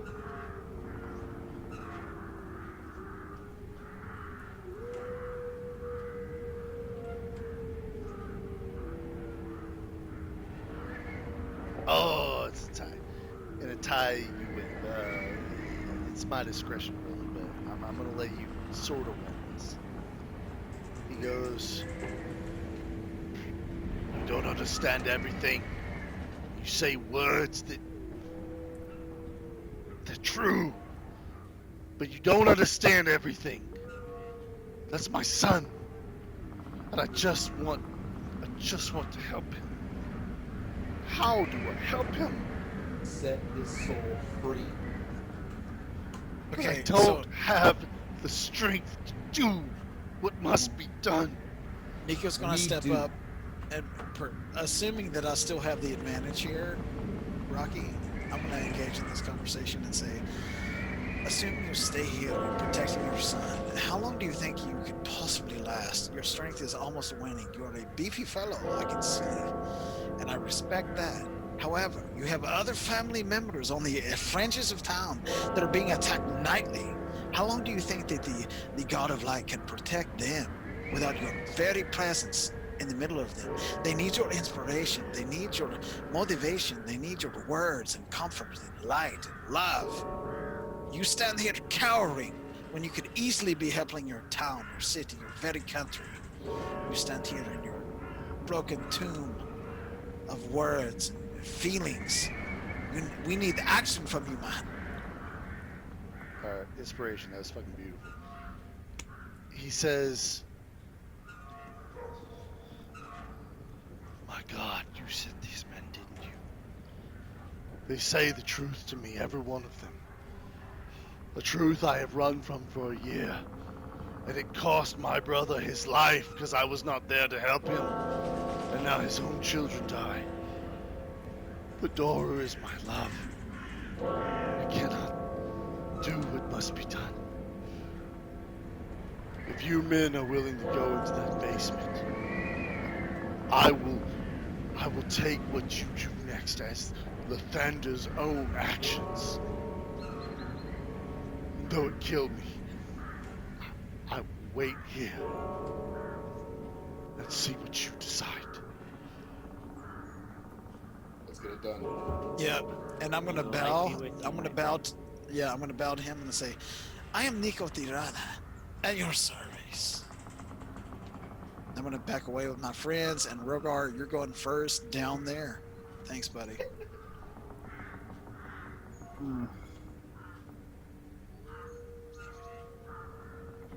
Let's get it. Come on, let's get it, dude. We need this cleric to come to Irina and Yeah. inspire her and do what needs to be done. Irina needs a cleric. We need to get this She- done sooner rather than later. As soon as we showed up, Because we she still need to asked. report to the Burgermeister after this. Exactly, so let's dude. get And I this mean, done. time's a wasting. This guy's a douchebag, by the way. He's not a douchebag. He's a cleric, and he is chunky. He's a douchebag of the light. Dude, he is thick. That's THICC. He's he's THICC thick, and we need this guy. I will not kill him with Thunderwave. I promise. Let's go. So, is this dude coming with us, or is he standing out there? And He's gonna be staying. He's paralyzed. He's obviously paralyzed. He needs us to do Fine, what we gotta do. fine. I'll jump Redemption, down. redemption is a priority. We will figure it out. Let's go. We gotta go down. All right, you're going down. Nico's going down. Nico will go first, dude. He can go All right, invisible. Nico first. Who's after Nico? Nico's going first. He's at his service. I will jump down begrudgingly. All right, Disdain and Crawford. I'll stay at the back. Make sure that Rogar is right behind me. Did you get He that, is. Rocky? I Okay. did. Thanks, buddy. Crawford. Dr. Happy Crawford. anniversary, Weezen. Yeah, you're trying to kill me. No, I'm not. No, you're trying to protect me. I have 0 cooldowns. Yeah, that's fine. No, you do. All right, You do have. Dr. Crawford. I can't hear you. What do you want to do? Oh, I'm going in there. Alright, Let's alright. let's get this done. All right, so you guys head down into the basement. Oh god. Maybe at one time it could have been a wine cellar, could have been, who knows, right? It's a church. It could have been anything down there. But it's there's no. By the way, there's no torches. The picture I found has them, but there's no torches. Like it's dark as fuck down here. And by your own light from what's coming from above,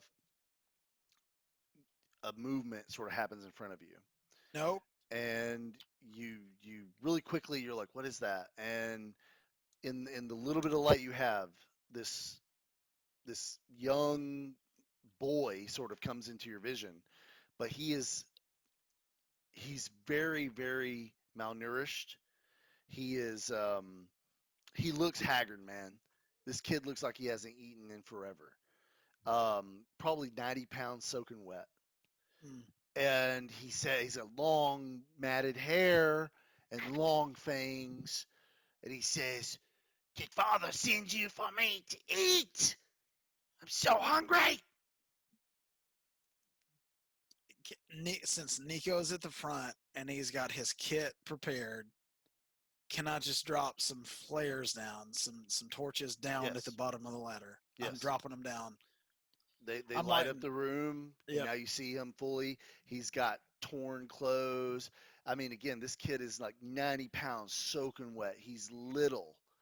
And he's got long fingernails and fangs and long hair. And he's just like sniffing at the air at all of you. His eyes are darting back and forth. He says, "I can smell your blood. I want it." Shit. Go ahead and say it, Rocky. Go ahead and say it. We're rolling for initiative. No, Go ahead I and say didn't it. say that. Okay. All right. So you get the feeling this kid physically isn't that big a challenge, despite whatever the fuck's going on with him. Oh, I was gonna leave the fireball. Damn it. But you can attack him. That's a choice you can make. I 100%. I'm not trying to tell you guys what to do, but he's No. not initiating combat. He's not initiating combat. I am going to do a medicine roll on this dude to find it. out his health. Do it.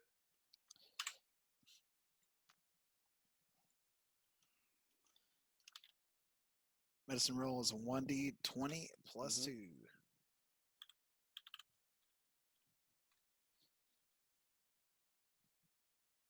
Ah, shit. He looks like an extremely malnourished human boy that happens to have fangs. Awesome. Can you guys remind me what the wizard's name was that he left with? No one's ever said it. Okay. I want to deceive him because I have deception. 'Kay.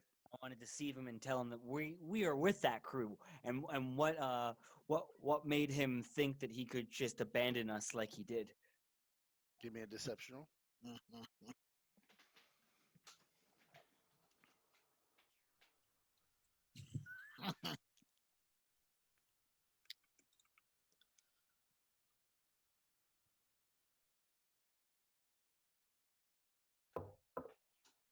$14. Nope. Not gonna cut it. Damn it. He's like, "I just want to eat. Let me Well, gentlemen, eat. I won't take too much, I promise. Just a little." well, gentlemen, do you want me to do the honors again, or does somebody else want to step up to the plate this time? Okay, I, so I grab Dr. Crawford and I say, I got this one for you, buddy. And then I go and just put out a cantrip for the chill touch, Uh, and I grasp him with those shattery claws. okay, so I would have made you roll insight, but because you did the action, I'm just going to walk you through the action. So the insight would have revealed this dude is so malnourished. He's gone a year without drinking any real sustenance, and despite the fact that he is a vampire spawn, like that gives him eternal life, but without sustenance, he is as weak as a kitten, really. So when that ethereal hand grabs him, which is specifically designed, as you know, from your arcane studies or your power that you channel, like that is designed to fuck undead up, right? And it does. It he's like he struggles against the hand, and then eventually just goes completely still, and then flops down to the ground.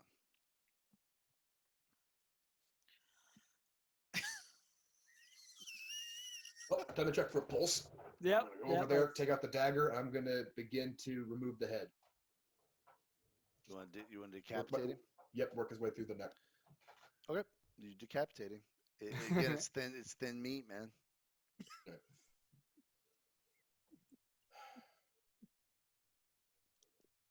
All right, we See, have. I see Nico over there, just in the corner, just holding himself in knees and just back and forth. And I go over and I'm like, "It's okay, man. He was just a lad, but this is war. This is war. This is what we're here to do." Oh my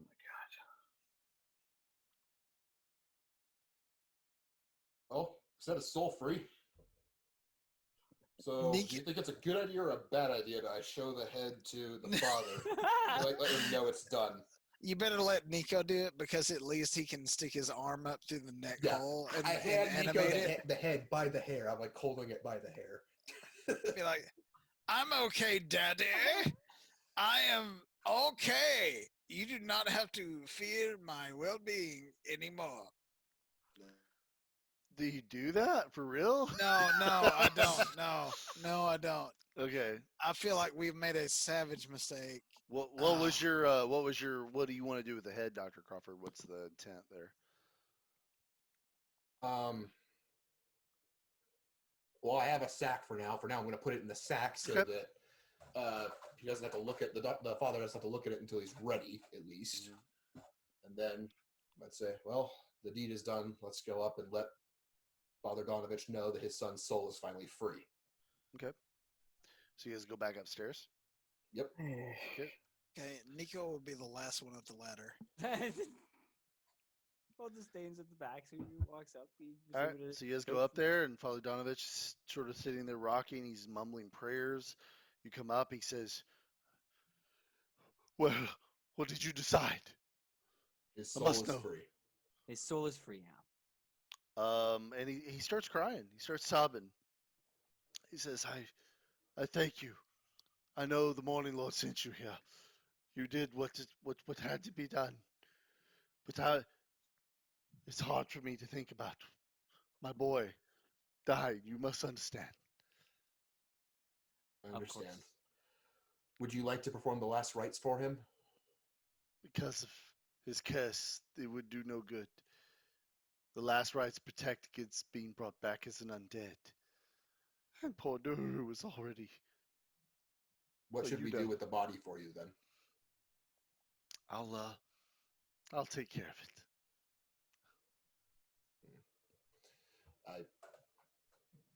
I'll just hand him the sack and say, when you're ready to look. He says I might need a little time. Understandable. I'll get over to Irina and Ismark, and I'll take care of their father, and tomorrow morning I'll come over and I'll perform the rites, and we'll intern defend them him again into- tonight. They were attacked last night, but we'll be there again tonight to protect them. He when you say that he says, wait, no, and he goes to the podium and he fumbles around and he comes out with a scroll, and he says, say these words over their property and they'll be protected. It doesn't last long. It's just a bit of a sanctification blessing, but it'll buy you some respite. Thank you. This actually does really help. And I'll take the scroll. And Nico's going to step forward, and just because he's seen crazy amounts of pain in his journey, he's going to play him a song. Does that help at all, Rocky? With Is this it like guy's pain? what kind of song is it? Like a Dude, it's a funeral song, performance. or- No, it's a performance. It's just a chill, nice, quelling song. He stops you. He's like, please, now's not the time for music for me. Damn. Okay. Very well. Let's get out of here. Yep. We still Yeah, He okay. goes down in the basement. Ugh. So you guys go outside. Yeah. Alright. As you leave the chapel, the sky is actually now very dark, and the rain is starting to kind of pour a little bit. And when I say pour, it's like it's coming down. You're almost like, oh shit, you kind of wait at the top of the stairs, right where there's some covering, and you watch this heavy rain come down. You realize that the rays of the sun, they're blocked out right now. Like it is dark, even though it's late in the afternoon, sun should be out. It's almost as dark as night, and that rain is pouring down, and thunder and lightning start to sort of come down. And you look up at the sky and you see Castle Ravenloft right above the chapel.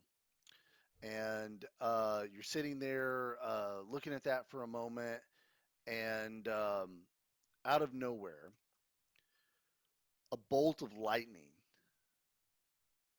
strikes the ground. And all of you need to roll a dexterity saving throw. Okay, going up. Damn it.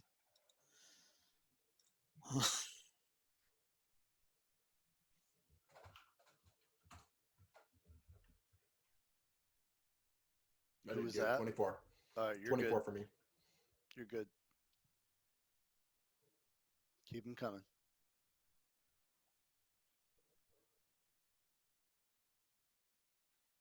Four for disdain. Okay, you're going to take 10 thunder damage. Damn. Next. Keep them coming.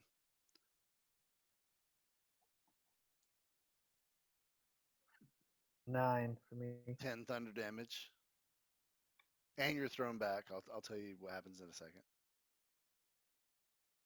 10. So, Dr. Crawford, you sort of pull back against the building a little bit, whereas these others, when that bolt of lightning hits the ground, you guys actually get thrown back about 10 feet different directions.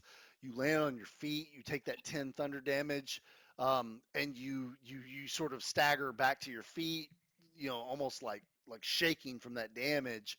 Dr. Crawford, you sort of manage in the moment of reaction to back up, and you're okay, but you're at the top of the stairs of the chapel. And where that lightning struck stands a man. This man is handsome, though he's in his early 40s. He looks to be half elven in his lineage because of his ears, which are slightly pointed. And his profile is almost fey-like in its beauty. He wears the finest clothes that you have ever seen since arriving in Barovia. Polished knee-high boots, a finely crafted burgundy doublet, and an ermine cloak held on by shining metal epaulets. It gives his already strong frame an even more imposing effect. He pushes his cloak back and says, "I am Strahd von Zorovich, and you are visitors to my land. Kneel now, or die." And that's where we end tonight's session. Oh, shit, dude.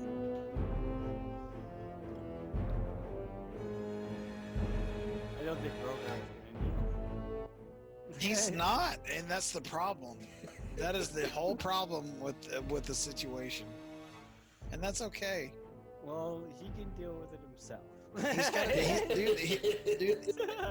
He's got to bend the knee, dude. He's got to bend the knee. I've seen Game of Thrones. I know what happens. He's got to bend the knee. Okay, Ned Stark. Great session, could- guys. Hey, listen, I can re-roll, right? You can re-roll at next session, but The it's backup please. character ready for your. Yeah, at level Yeah. 1 though. At level 1, we're not gonna give you like a. There's this famous D&D module from back in the 80s or whatever. It was a paladin in hell. And the whole premise is a paladin, this holy warrior, somehow finds himself in one of the layers of hell and has to fight his way back to the prime material plane, right? And I love that whole thought of like, here's this holy warrior surrounded by evil and corruption. And how does he get out of that, right? So this is not too far from that, this whole campaign. So Well, my 6-year-old just illustrated Rogar's brain for me today. I was like, hey, I showed him the videos. I was like, hey, what do you think Rogar is thinking? And he was like, here's his brain.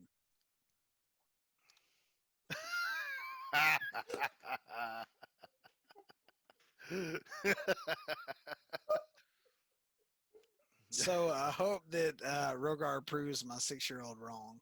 Your son just gets inspiration. Yes, he does. I Yeah, agree. Wyatt, that is a inspiration, Wyatt. All right. Well, tentatively, but probably next Wednesday. We're all good. So are you gonna be at Molten Core tomorrow night, buddy? I should be at Molten Core. Yeah, that's Blackwing sexy. Lair has just today become in question for me. So Sure, that's fine. those looters that hit those 3 stores in Seattle, they now want Yeah. me to go up and scan the 2 stores for inventory they Okay. can open, and you're talking about 6 hours of work per store.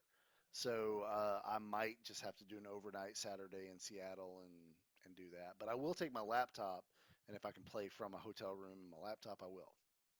So if you have any more Johnston and Murphys left in those stores, you can send them my Send way. them your way. Yep. Got it. Just forget it on the inventory. Love you guys. Just- All right. Love you too.